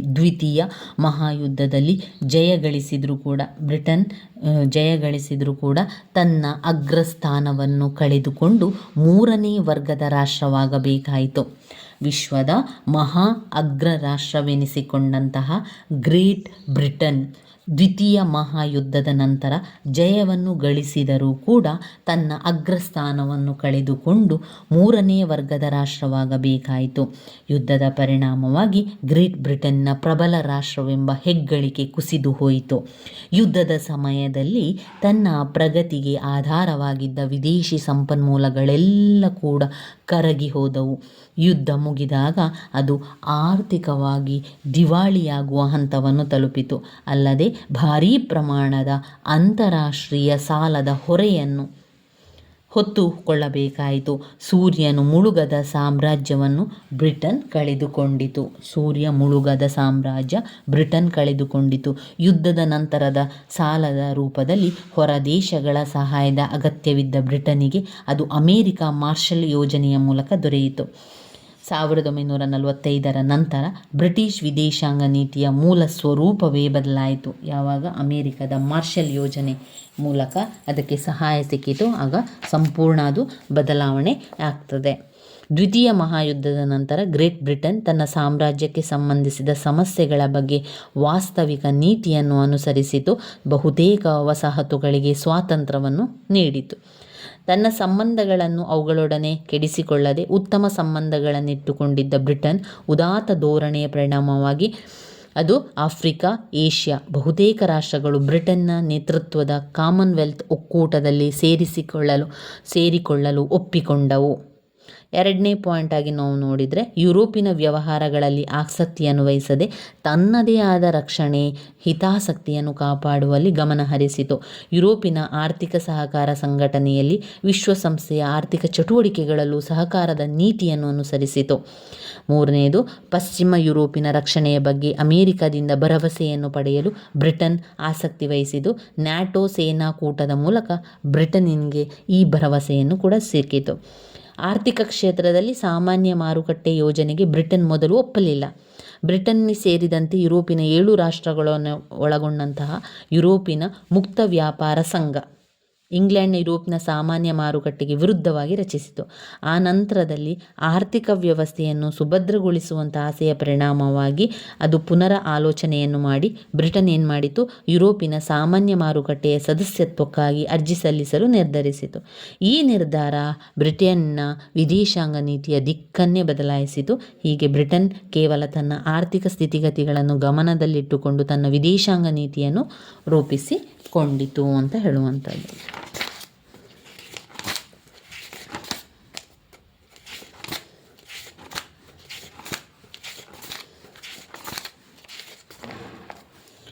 ಭಾರತದ ವಿದೇಶಾಂಗ ನೀತಿಯ ಮೂಲಭೂತ ತತ್ವಗಳೇನು? ಭಾರತದ ವಿದೇಶಾಂಗ ನೀತಿಯ ಮೂಲಭೂತ ತತ್ವಗಳಲ್ಲಿ ಅಲಿಪ್ತ ನೀತಿ ಅಲಿಪ್ತ ನೀತಿ. ಇದು ಭಾರತದ ವಿದೇಶಾಂಗ ನೀತಿಯ ಮೂಲ ತತ್ವಗಳು. ಅಲಿಪ್ತ ನೀತಿ ಸಾಮ್ರಾಜ್ಯಶಾಹಿ ಮತ್ತು ವಸಾಹತುಶಾಹಿ ನೀತಿಗೆ ವಿರೋಧ, ವರ್ಣಭೇದ ನೀತಿಗೆ ವಿರೋಧ, ಶಾಂತಿಯುತ ಸಹಬಾಳ್ವೆ, ಪಂಚಶೀಲ ತತ್ವಗಳು, ಅಂತಾರಾಷ್ಟ್ರೀಯ ಶಾಂತಿ ಮತ್ತು ಭದ್ರತೆಯ ರಕ್ಷಣೆ, ಯುದ್ಧಗಳನ್ನು ನಿರೂಪಿಸಿ ಅಂತಾರಾಷ್ಟ್ರೀಯ ವಿವಾದಗಳನ್ನು ಶಾಂತಿಯುತವಾಗಿ ಬಗೆಹರಿಸುವುದು, ಕಾಮನ್ವೆಲ್ತ್ ರಾಷ್ಟ್ರಗಳೊಡನೆ ಉತ್ತಮ ಸಂಬಂಧ, ವಿಶ್ವಸಂಸ್ಥೆಯಲ್ಲಿ ವಿಶ್ವಾಸ ಹಾಗೂ ಗೌರವ, ಅಭಿವೃದ್ಧಿಶೀಲ ರಾಷ್ಟ್ರಗಳಿಗೆ ಬೆಂಬಲ, ನೂತನ ಅಂತಾರಾಷ್ಟ್ರೀಯ ಆರ್ಥಿಕ ವ್ಯವಸ್ಥೆಗೆ ಪ್ರೋತ್ಸಾಹ. ಭಾರತದ ವಿದೇಶಾಂಗ ನೀತಿಯ ಮೂಲಭೂತ ತತ್ವಗಳು. ಅಲಿಪ್ತ ನೀತಿ. ಅಲಿಪ್ತ ನೀತಿ ಸಾಮ್ರಾಜ್ಯಶಾಹಿ ಮತ್ತು ವಸಾಹತು ನೀತಿಗೆ ವಿರೋಧ. ಸಾಮ್ರಾಜ್ಯಶಾಹಿ ಮತ್ತು ವಸಾಹತು ನೀತಿಗೆ ವಿರೋಧ. ವರ್ಣಭೇದ ನೀತಿಗೆ ವಿರೋಧ. ಪಂಚಶೀಲ ಶಾಂತಿಯುತ ಸಹಬಾಳ್ವೆ, ಅಂತಾರಾಷ್ಟ್ರೀಯ ಶಾಂತಿ ಭದ್ರತೆಯನ್ನು ಕಾಪಾಡುವುದು, ಕಾಮನ್ವೆಲ್ತಿನ ಜೊತೆಗೆ ಸಂಬಂಧ, ವಿಶ್ವಸಂಸ್ಥೆಯಲ್ಲಿ ವಿಶ್ವಾಸ ಮತ್ತು ಗೌರವ, ಏಷ್ಯಾದ ಬಗ್ಗೆ ವಿಶೇಷ ಒಲವು.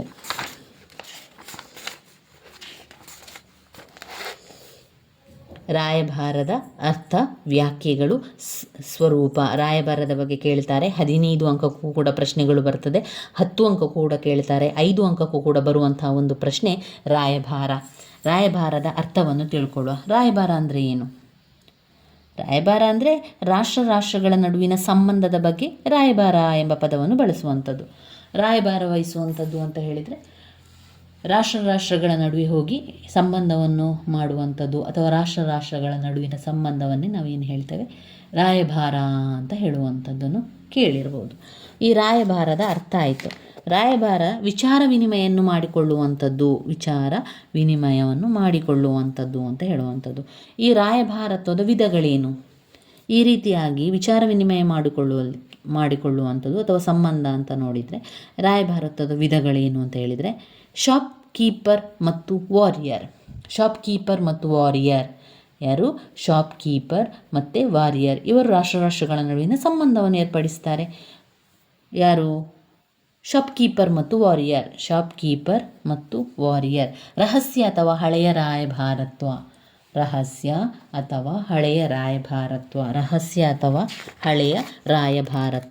ಬಹಿರಂಗ ಅಥವಾ ಮುಕ್ತ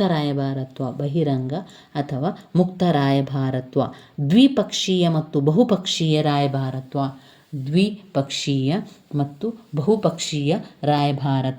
ಪ್ರಜಾಸತ್ತಾತ್ಮಕ ರಾಯಭಾರತ್ವ. ವೈಯಕ್ತಿಕ ರಾಯಭಾರತ್ವ. ರಾಯಭಾರತ್ವದ ವಿಧಗಳು. ರಾಯಭಾರತ್ವದ ವಿಧಗಳಲ್ಲಿ ಮತ್ತೊಮ್ಮೆ ಪಾಯಿಂಟ್ಸ್ ಹೇಳ್ತೇನೆ. ಶಾಪ್ ಕೀಪರ್ ಮತ್ತು ವಾರಿಯರ್. ರಹಸ್ಯ ಅಥವಾ ಹಳೆಯ ರಾಯಭಾರತ್ವ. ಬಹಿರಂಗ ಅಥವಾ ಮುಕ್ತ ರಾಯಭಾರತ್ವ. ದ್ವಿಪಕ್ಷೀಯ ಮತ್ತು ಬಹುಪಕ್ಷೀಯ ರಾಯಭಾರತ್ವ. ಪ್ರಜಾಸತ್ತಾತ್ಮಕ ರಾಯಭಾರತ್ವ. ವೈಯಕ್ತಿಕ ರಾಯಭಾರತ್ವ. ಇನ್ನು ರಾಯಭಾರತ್ವದ ಕಾರ್ಯಗಳೇನು? ರಾಷ್ಟ್ರಗಳ ನಡುವಿನ ಸಂಬಂಧವನ್ನು ಏರ್ಪಡಿಸುವಂಥ ಈ ರಾಯಭಾರಗಳು, ಅವರ ಕೆಲಸಗಳೇನು? ಅದು ಕೂಡ ಇಂಪಾರ್ಟೆಂಟ್ ಆಗಿರುವಂಥದ್ದು. ಏನು ಮಾಡ್ತದೆ? ಸಂಧಾನ ಕಾರ್ಯಗಳನ್ನು ಮಾಡ್ತದೆ. ಪ್ರತಿನಿಧಿಯಾಗಿ ಕಾರ್ಯನಿರ್ವಹಿಸುತ್ತದೆ. ತಾನು ಒಂದು ಮೆಂಬರ್ ಆಗಿ ಪ್ರತಿನಿಧಿಯಾಗಿ ಕಾರ್ಯನಿರ್ವಹಿಸ್ತದೆ. ವರದಿಯನ್ನು ಮಾಡ್ತದೆ. ಹಿತಾಸಕ್ತಿಗಳ ರಕ್ಷಣೆಯನ್ನು ಮಾಡ್ತದೆ. ಏನೆಲ್ಲ ಮಾಡ್ತದೆ? ಮೊದಲು ಸಂಧಾನವನ್ನು ಮಾಡ್ತದೆ, ಪ್ರತಿನಿಧಿಯಾಗಿ ಕೆಲಸ ಮಾಡ್ತದೆ, ವರದಿಯನ್ನು ಮಾಡ್ತದೆ, ಹಿತಾಸಕ್ತಿಗಳನ್ನು ರಕ್ಷಣೆ ಮಾಡ್ತದೆ. ರಾಯಭಾರಿಗಳ ಹಕ್ಕುಗಳು ಮತ್ತು ವಿನಾಯಿತಿಗಳು.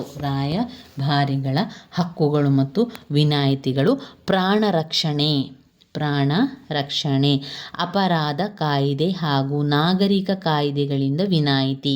ಅಪರಾಧ ಕಾಯ್ದೆ ಹಾಗೂ ನಾಗರಿಕರ ಕಾಯ್ದೆಗಳಿಂದ ವಿನಾಯಿತಿ. 3. ರಾಯಭಾರಿಗಳ ಪರಿವಾರದ ರಕ್ಷಣೆ. ರಾಯಭಾರಿಗಳ ಪರಿವಾರದ ರಕ್ಷಣೆ. ವಾಸಿಸುವ ಸ್ಥಳದ ರಕ್ಷಣೆ. ವಾಸಿಸುವ ಸ್ಥಳದ ರಕ್ಷಣೆ. ತೆರಿಗೆಯಿಂದ ವಿನಾಯಿತಿ. ತೆರಿಗೆಯಿಂದ ವಿನಾಯಿತಿ. ಧಾರ್ಮಿಕ ಸ್ವಾತಂತ್ರ್ಯ, ಸಂಪರ್ಕ ಸ್ವಾತಂತ್ರ್ಯ. ಧಾರ್ಮಿಕ ಸ್ವಾತಂತ್ರ್ಯ ಮತ್ತು ಸಂಪರ್ಕ ಸ್ವಾತಂತ್ರ್ಯ ಇದು ರಾಯಭಾರಿಗಳ ಹಕ್ಕುಗಳು ಮತ್ತು ವಿನಾಯಿತಿಗಳು. ರಾಯಭಾರಿಯವರಿಗೆ ಹಕ್ಕುಗಳಿದೆ, ವಿನಾಯಿತಿಗಳಿದೆ. ಪ್ರಾಣ ರಕ್ಷಣೆ, ಅಪರಾಧ ಕಾಯ್ದೆ, ನಾಗರಿಕ ಕಾಯ್ದೆಗಳಿಂದ ವಿನಾಯಿತಿ. ರಾಯಭಾರಿಗಳ ಪರಿವಾರದ ರಕ್ಷಣೆ, ವಾಸಿಸುವ ಸ್ಥಳದ ರಕ್ಷಣೆ, ತೆರಿಗೆಯಿಂದ ವಿನಾಯಿತಿ, ಧಾರ್ಮಿಕ ಸ್ವಾತಂತ್ರ್ಯ, ಸಂಪರ್ಕ ಸ್ವಾತಂತ್ರ್ಯ. ಇನ್ನು ಬರುವಂಥದ್ದು ಬ್ಲಾಕ್ 3ರಲ್ಲಿ ಇದು ಮೈತ್ರಿಕೂಟ, ಪ್ರಚಾರ, ಯುದ್ಧ, ಶಕ್ತಿ ಸಮತೋಲನ, ಸಾಮೂಹಿಕ ಭದ್ರತೆ, ಶಾಂತಿಯುತ ಒಪ್ಪಂದ ಎಲ್ಲ ಕೂಡ ತುಂಬಾ ಇಂಪಾರ್ಟೆಂಟ್ ಆಗಿರುವಂಥ, ರಿಪೀಟ್ ಆಗಿರುವಂಥ ಪ್ರಶ್ನೆಗಳು ಸ್ನೇಹಿತರೆ. ಇದೆಲ್ಲ ಒಕ್ಕೂಟದ ವಿಧಗಳು. ಒಕ್ಕೂಟ ಅಂದರೆ ಮೈತ್ರಿಕೂಟ. ಮೈತ್ರಿಕೂಟದ ವಿಧಗಳೇನು ಅಂದರೆ 2 ಮೈತ್ರಿಕೂಟದ ವಿಧಗಳಿದೆ. ಯುದ್ಧದ ಸಂದರ್ಭದಲ್ಲಿ ಮೈತ್ರಿಕೂಟ ಮಾಡುವಂಥದ್ದು, ಶಾಂತಿ ಕಾಲದಲ್ಲಿ ಒಕ್ಕೂಟವನ್ನು ಮಾಡುವಂಥದ್ದು.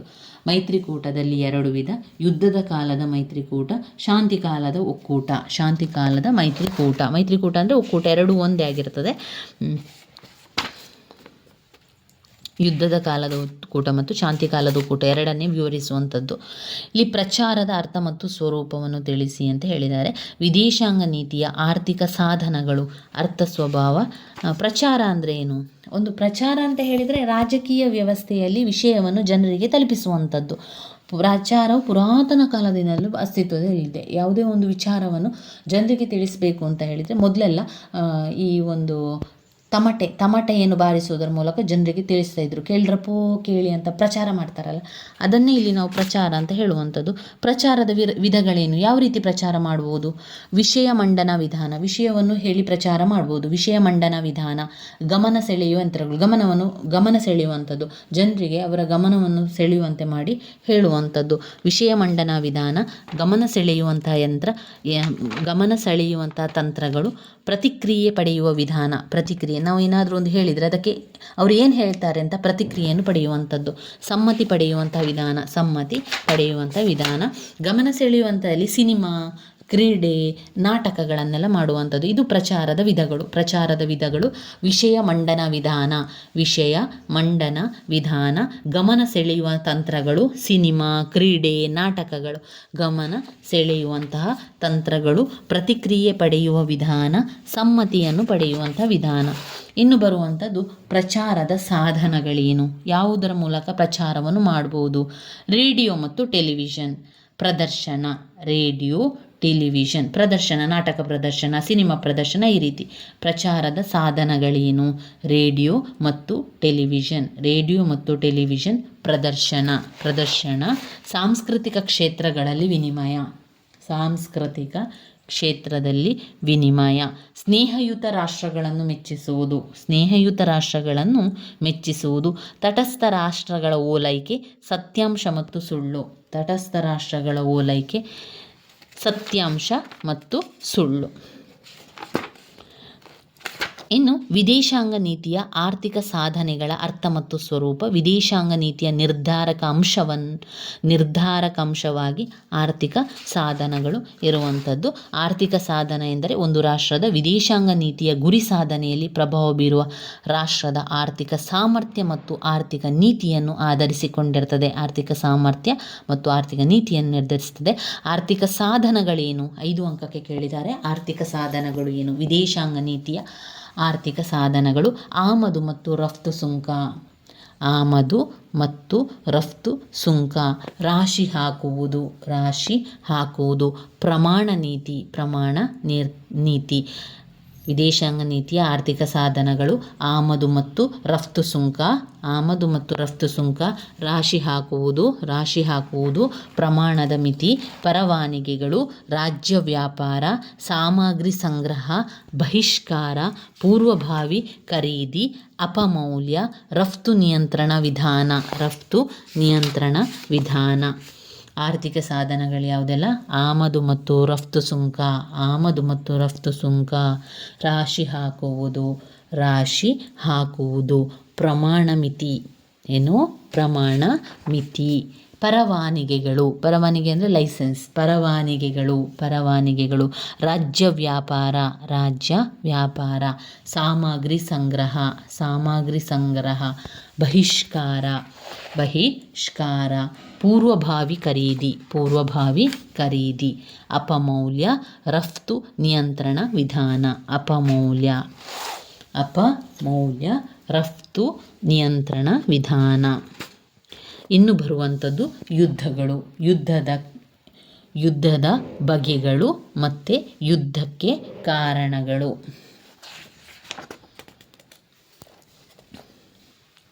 ಮೊದಲು ಯುದ್ಧದ ಅರ್ಥವನ್ನು ತಿಳ್ಕೊಳ್ಳುವ. ಯುದ್ಧ ಅಂದರೆ ಏನು? ಒಂದು ವಿವಾದ, ಒಂದು ಜಗಳ, ಅದೊಂದು ಶಕ್ತಿ, ಎರಡು ಕಡೆಯ ಶಕ್ತಿ. ಅಂತಾರಾಷ್ಟ್ರೀಯವಾಗಿ ಉಂಟಾಗಬಹುದಾದ ವಿವಾದಗಳನ್ನು ಬಗೆಹರಿಸುವಲ್ಲಿ ಸಾಧನವಾಗಿ ಮಾಡುವಂಥದ್ದು ಯುದ್ಧ. ಸ್ಲೇಷರ್ ಅವರ ಪ್ರಕಾರ ಯುದ್ಧವು ವಿದೇಶಾಂಗ ನೀತಿಯ ಸಾಧನ ಎಂದಿದ್ದಾರೆ. ಯುದ್ಧವು ವಿದೇಶಾಂಗ ನೀತಿಯ ಸಾಧನ ಅಂತ ಅವರು ಹೇಳಿದ್ದಾರೆ. ವಿವಾದಗಳನ್ನು ಉದ್ಭವಿಸುವುದು. ಯುದ್ಧವು ಅಂತಾರಾಷ್ಟ್ರೀಯವಾಗಿ ಉಂಟಾಗಬಹುದಾದ ವಿವಾದಗಳನ್ನು ಬಗೆಹರಿಸುವಲ್ಲಿ ಸಾಧನ ಮಾರ್ಗವಾಗಿದೆ. ಯುದ್ಧದ ಬಗೆಗಳೇನು ಅಂತ ಕೇಳಿದ್ದಾರೆ. ಇಲ್ಲಿ ಯುದ್ಧದ ಬಗೆಗಳು: ಸಂಪೂರ್ಣ ಯುದ್ಧ, ಅಣ್ವಸ್ತ್ರ ಯುದ್ಧ, ಸಂಪೂರ್ಣ ಯುದ್ಧ, ಅಣ್ವಸ್ತ್ರ ಯುದ್ಧ, ಮಿತವಾದ ಯುದ್ಧ, ಪೂರ್ವ ಪ್ರತಿರೋಧ ಯುದ್ಧ, ಗೆರಿಲ್ಲಾ ಯುದ್ಧ, ಆಂತರಿಕ ಯುದ್ಧ, ಶೀತಲ ಯುದ್ಧ, ಆರ್ಥಿಕ ಯುದ್ಧ, ಮಾನಸಿಕ ಯುದ್ಧ. ಯಾವುದೆಲ್ಲ ಯುದ್ಧದ ಬಗೆಗಳು? ಸಂಪೂರ್ಣ ಯುದ್ಧ, ಅಣ್ವಸ್ತ್ರ ಯುದ್ಧ, ಮಿತವಾದ ಯುದ್ಧ, ಪೂರ್ವ ಪ್ರತಿರೋಧ ಯುದ್ಧ, ಗೆರಿಲ್ಲಾ ಯುದ್ಧ, ಆಂತರಿಕ ಯುದ್ಧ, ಶೀತಲ ಯುದ್ಧ, ಆರ್ಥಿಕ ಯುದ್ಧ, ಮಾನಸಿಕ ಯುದ್ಧ. ಯುದ್ಧದ ಬಗೆಗಳು. ಇನ್ನು ಬರುವಂಥದ್ದು ಯುದ್ಧಕ್ಕೆ ಕಾರಣಗಳೇನು? ಯುದ್ಧಕ್ಕೆ ಬೇರೆ ಬೇರೆ ಕಾರಣಗಳಿದೆ. ಏನಾ ಕಾರಣ? ರಾಜಕೀಯ ಕಾರಣಗಳು, ಆರ್ಥಿಕ ಕಾರಣಗಳು, ಸಾಮಾಜಿಕ ಕಾರಣಗಳು, ಮಾನಸಿಕ ಕಾರಣಗಳು, ರಾಷ್ಟ್ರೀಯತೆಯ ಕಾರಣಗಳು. ಇದು ಯುದ್ಧಕ್ಕೆ ಕಾರಣಗಳು. ಯುದ್ಧಕ್ಕೆ ಕಾರಣಗಳೇನು? ರಾಜಕೀಯ ಕಾರಣ, ಆರ್ಥಿಕ ಕಾರಣ, ಸಾಮಾಜಿಕ ಕಾರಣ, ಮಾನಸಿಕ ಕಾರಣ, ರಾಷ್ಟ್ರೀಯತೆಯ ಕಾರಣ. ಇನ್ನು ಯುದ್ಧದ ಪರಿಣಾಮ ಏನು? ಯುದ್ಧದಿಂದ ಏನಾಗ್ತದೆ? ನೀವು ಜನರಲ್ ಆಗಿ ಯೋಚನೆ ಮಾಡಿದರೆ ಯುದ್ಧದಲ್ಲಿ ಮೊದಲನೇದಾಗಿ ಸಾವು ನೋವುಗಳು ಉಂಟಾಗ್ತದೆ, ರಕ್ತಪಾತಗಳೆಲ್ಲ ಹರಿತದೆ, ಪ್ರಾಣಿಗಳೆಲ್ಲ ಸಾಯ್ತಾರೆ, ಕುದುರೆ, ಇನ್ನು ಆನೆ ಎಲ್ಲ ಸಾಯುವಂಥದ್ದು. ಆಮೇಲೆ ಎಲ್ಲ ರಕ್ತದಿಂದ ಕೂಡಿರ್ತದೆ, ದುಃಖಗಳೆಲ್ಲ ಬರ್ತದೆ, ಬೊಬ್ಬೆಡುತ್ತಾರೆ, ಸಾವನ್ನಪ್ತಾರೆ. ಆಮೇಲೆ ರಥಗಳು, ಅಲ್ಲಿ ತೆಗೆದುಕೊಂಡು ಹೋದಂತಹ ಎಲ್ಲ ಸಾಮಗ್ರಿಗಳೆಲ್ಲ ಧ್ವಂಸ ಆಗ್ತದೆ. ಆಮೇಲೆ ನಾಗರಿಕತೆ ನಾಶ ಆಗ್ತದೆ, ಜನರೆಲ್ಲ ನಾಶ ಹೊಂದ್ತಾರೆ, ಜನಸಂಖ್ಯೆ ನಾಶ ಆಗ್ತದೆ, ರಾಜ್ಯ ನಾಶ ಆಗ್ತದೆ, ಆ ಪ್ರದೇಶ ಒಂದು ಹಾಳಾಗ್ತದೆ, ಅಲ್ಲಿನ ಒಂದು ಸಂಪ್ರದಾಯ ಸಂಸ್ಕೃತಿ ಎಲ್ಲ ಕೂಡ ಯುದ್ಧದಿಂದಾಗಿ ನಾಶ ಆಗ್ತದೆ. ಯಾವ ರೀತಿ ಯುದ್ಧವನ್ನು ತಡೆಗಟ್ಟುವಂಥ ವಿಧಾನಗಳೇನು? ಯುದ್ಧವನ್ನು ಹೇಗೆ ತಡೆಗಟ್ಟಬಹುದು? ಒಂದು ಅಂತಾರಾಷ್ಟ್ರೀಯ ಕಾನೂನು, ನಿಶಸ್ತ್ರೀಕರಣದಿಂದ, ಅಂದರೆ ಇದು ಸಾಮಗ್ರಿಗಳಿಲ್ಲದೆ ನಿಶಸ್ತ್ರೀಕರಣ ಅಂದರೆ ಶಕ್ತಿ ಸಮತೋಲನ, ಸಾಮಾಜಿಕ ಭದ್ರತೆ, ವಿವಾದಗಳ ಶಾಂತಿಯುತವಾದ ಇತ್ಯರ್ಥ, ವಿಶ್ವ ಸರಕಾರ. ಯುದ್ಧವನ್ನು ತಡೆಗಟ್ಟುವಂಥ ವಿಧಾನಗಳು ಪಾಯಿಂಟ್ಸ್ ಹೇಳ್ತಾ ಹೋಗ್ತಾನೆ. ಅಂತಾರಾಷ್ಟ್ರೀಯ ಕಾನೂನು ಮುಖಾಂತರ ಯುದ್ಧವನ್ನು ತಡೆಗಟ್ಟುವುದು. ನಿಶಸ್ತ್ರೀಕರಣ, ಯಾವುದೇ ರೀತಿಯ ಶಸ್ತ್ರಾಸ್ತ್ರಗಳನ್ನು ಬಳಸದೇ ಇದ್ದಾಗ ನಿಶಸ್ತ್ರೀಕರಣ. ಶಕ್ತಿ ಸಮತೋಲನ, ಸಾಮಾಜಿಕ ಭದ್ರತೆ, ವಿವಾದದ ಶಾಂತಿಯುತ ಇತ್ಯರ್ಥ, ಸಾಮಾಜಿಕ ಭದ್ರತೆ, ವಿವಾದಗಳ ಶಾಂತಿಯುತ ಇತ್ಯರ್ಥ, ವಿಶ್ವ ಸರಕಾರ. ಶಕ್ತಿ ಸಮತೋಲನದ ತಂತ್ರಗಳು ಅಥವಾ ವಿಧಾನಗಳು, ಅದರ ಗುಣಗಳು ಅವಗುಣಗಳು. ಶಕ್ತಿ ಸಮತೋಲನ ಅಂದರೆ ಏನು? ಶಕ್ತಿ ಸಮತೋಲನದ ವಿಧಾನಗಳು, ಗುಣಗಳು, ಅವಗುಣಗಳು. ಶಕ್ತಿ ಸಮತೋಲನ: ಅನೇಕ ರಾಷ್ಟ್ರಗಳ ನಡುವೆ ಸಾಧ್ಯವಾದ ಮಟ್ಟಿಗೆ ಶಕ್ತಿಯನ್ನು ಹಂಚುವುದೇ ಶಕ್ತಿ ಸಮತೋಲನ. ಅನೇಕ ರಾಷ್ಟ್ರಗಳ ನಡುವೆ ಶಕ್ತಿಗಳನ್ನು ಹಂಚುವಂಥದ್ದು ಇದೆಯಲ್ಲ, ಅದುವೇ ಶಕ್ತಿ ಸಮತೋಲನ. ಇನ್ನೊಂದು ಆಕ್ರಮಣಕಾರಿ ಪ್ರವೃತ್ತಿಯನ್ನು ತಡೆಯುವ ಪದ್ಧತಿ, ಅಂತಾರಾಷ್ಟ್ರೀಯ ಭದ್ರತೆಯನ್ನು ಕಾಯುವಂತಹ ಪರಿಸ್ಥಿತಿ, ಅಂತಾರಾಷ್ಟ್ರೀಯ ಭದ್ರತೆಯನ್ನು ಕಾಯ್ದುಕೊಳ್ಳುವುದು ಶಕ್ತಿ ಸಮತೋಲನದಿಂದ. ಶಕ್ತಿ ಸಮತೋಲನದ ವಿಧಾನಗಳೇನು ಅಥವಾ ಶಕ್ತಿ ಸಮತೋಲನದ ತತ್ವಗಳು, ತಂತ್ರಗಳು ಅಥವಾ ವಿಧಾನಗಳು ಯಾವುದೆಲ್ಲ ಬರ್ತದೆ? ಒಕ್ಕೂಟ ಮತ್ತು ಪ್ರತಿ ಒಕ್ಕೂಟ ರಚನೆ, ಒಕ್ಕೂಟ ಮತ್ತು ಪ್ರತಿ ಒಕ್ಕೂಟ ರಚನೆ, ಪರಿಹಾರಗಳು, ಒಡೆದು ಆಳುವ ನೀತಿ, ಹಸ್ತಕ್ಷೇಪ ಮತ್ತು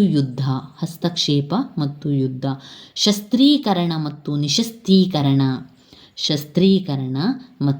ನಿಶಸ್ತ್ರೀಕರಣ, ತಡೆ ರಾಷ್ಟ್ರಗಳ ಸೃಷ್ಟಿ, ತಂತ್ರಗಳು ಅಥವಾ ವಿಧಾನಗಳು, ಶಕ್ತಿ ಸಮತೋಲನದ ತತ್ವಗಳು, ಒಕ್ಕೂಟ ಮತ್ತು ಪ್ರತಿ ಒಕ್ಕೂಟದ ರಚನೆ, ಪರಿಹಾರಗಳು, ಒಡೆದು ಆಳುವ ನೀತಿ, ಹಸ್ತಕ್ಷೇಪ ಮತ್ತು ಯುದ್ಧ,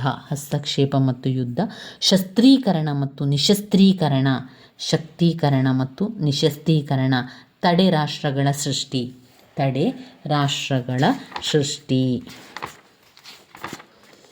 ಸಾಮೂಹಿಕ ಭದ್ರತೆ ಏನು? ಸಾಮೂಹಿಕ ಭದ್ರತೆಯ ಲಕ್ಷಣಗಳನ್ನು 10 ಅಂಕಕ್ಕೆ ಕೇಳಿದ್ದಾರೆ. ಸಾಮೂಹಿಕ ಭದ್ರತೆ ಮತ್ತು ವಿಶ್ವಸಂಸ್ಥೆಯ ಬಗ್ಗೆ 10 ಅಂಕಕ್ಕೆ ಕೇಳಿದ್ದಾರೆ. UNO. ಸಾಮೂಹಿಕ ಭದ್ರತೆಯ ಅರ್ಥವನ್ನು ಮೊದಲು ನೀವು ತಿಳ್ಕೊಳ್ಬೇಕು. ಸಾಮೂಹಿಕ ಭದ್ರತೆ ಏನು ಎನ್ನುವಂಥದ್ದು. ಸಾಮೂಹಿಕ ಭದ್ರತೆಯು ವಿಶ್ವವ್ಯಾಪಕ ಪರಸ್ಪರ ರಕ್ಷಣಾ ವಿಧಾನವಾಗಿದೆ. ಹರ್ಟ್ಮನ್ ಅವರ ಪ್ರಕಾರ ಸಾಮೂಹಿಕ ಭದ್ರತೆ ಅಂದರೆ ವಿಶ್ವವ್ಯಾಪಕ ಪರಸ್ಪರ ರಕ್ಷಣಾ ವಿಧಾನ. ಸಾಮೂಹಿಕ ಭದ್ರತೆಯು ವಿಶ್ವವ್ಯಾಪಕ ಪರಸ್ಪರ ರಕ್ಷಣಾ ವಿಧಾನವಾಗಿದೆ. ಪ್ರೊಫೆಸರ್ ಮಾರ್ಗೆಂಟೊ ಅವರ ಪ್ರಕಾರ ಒಬ್ಬರು ಎಲ್ಲರಿಗಾಗಿ, ಎಲ್ಲರೂ ಒಬ್ಬರಿಗಾಗಿ ಎಂಬ ನಿಯಮವೇ ಸಾಮೂಹಿಕ ಭದ್ರತೆಯಲ್ಲಿ ತತ್ವವಾಗಿದೆ. ಸಾಮೂಹಿಕ ಭದ್ರತೆಯ ಅರ್ಥ ಏನು? ಸಾಮೂಹಿಕ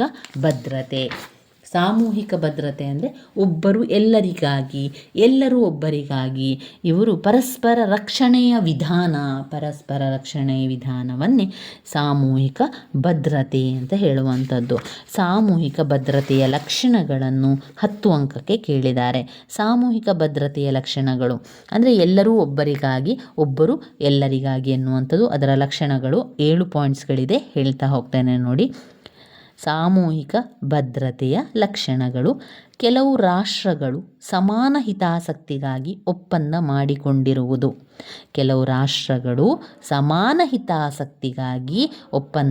ಮಾಡಿಕೊಂಡಿರುವುದು. 2. ಪರಸ್ಪರ ಭದ್ರತೆ, ರಕ್ಷಣೆ, ವಿಶ್ವಶಾಂತಿ ಸ್ಥಾಪನಾ ಗುಣವನ್ನು ಹೊಂದಿರುವುದು. ಪರಸ್ಪರ ಭದ್ರತೆ, ರಕ್ಷಣೆ ಹಾಗೂ ವಿಶ್ವಶಾಂತಿ ಸ್ಥಾಪನಾ ಗುಣ ಹೊಂದಿರುವುದು. 3. ಇಂದು ಇತರ ರಾಷ್ಟ್ರಗಳ ಅಸ್ತಿತ್ವವನ್ನು ಅಸ್ಥಿರಗೊಳಿಸುವ ಅಥವಾ ಅಂತ್ಯಗೊಳಿಸುವ ಉದ್ದೇಶ ಹೊಂದಿಲ್ಲದಿರುವುದು.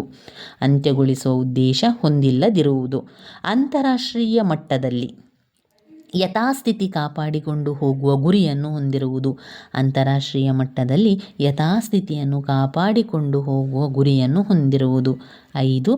ಇದು ತಾತ್ಕಾಲಿಕ ವ್ಯವಸ್ಥೆ ಅಥವಾ ಶಾಶ್ವತ ವ್ಯವಸ್ಥೆಯಾಗಿರಬಹುದಾಗಿದೆ. 6. ಆಕ್ರಮಣಕ್ಕೆ ಪ್ರತಿ ಆಕ್ರಮಣ ನಡೆಸುವ ಉದ್ದೇಶವನ್ನು ಹೊಂದಿರುವುದು.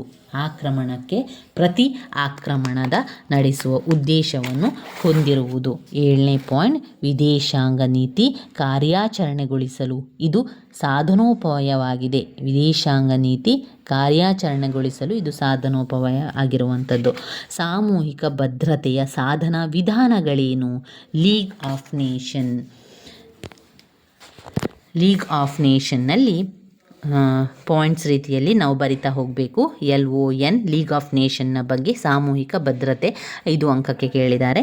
ಸಾಮೂಹಿಕ ಭದ್ರತೆಯನ್ನು ಕಾಪಾಡುವ ಮನಸ್ಸು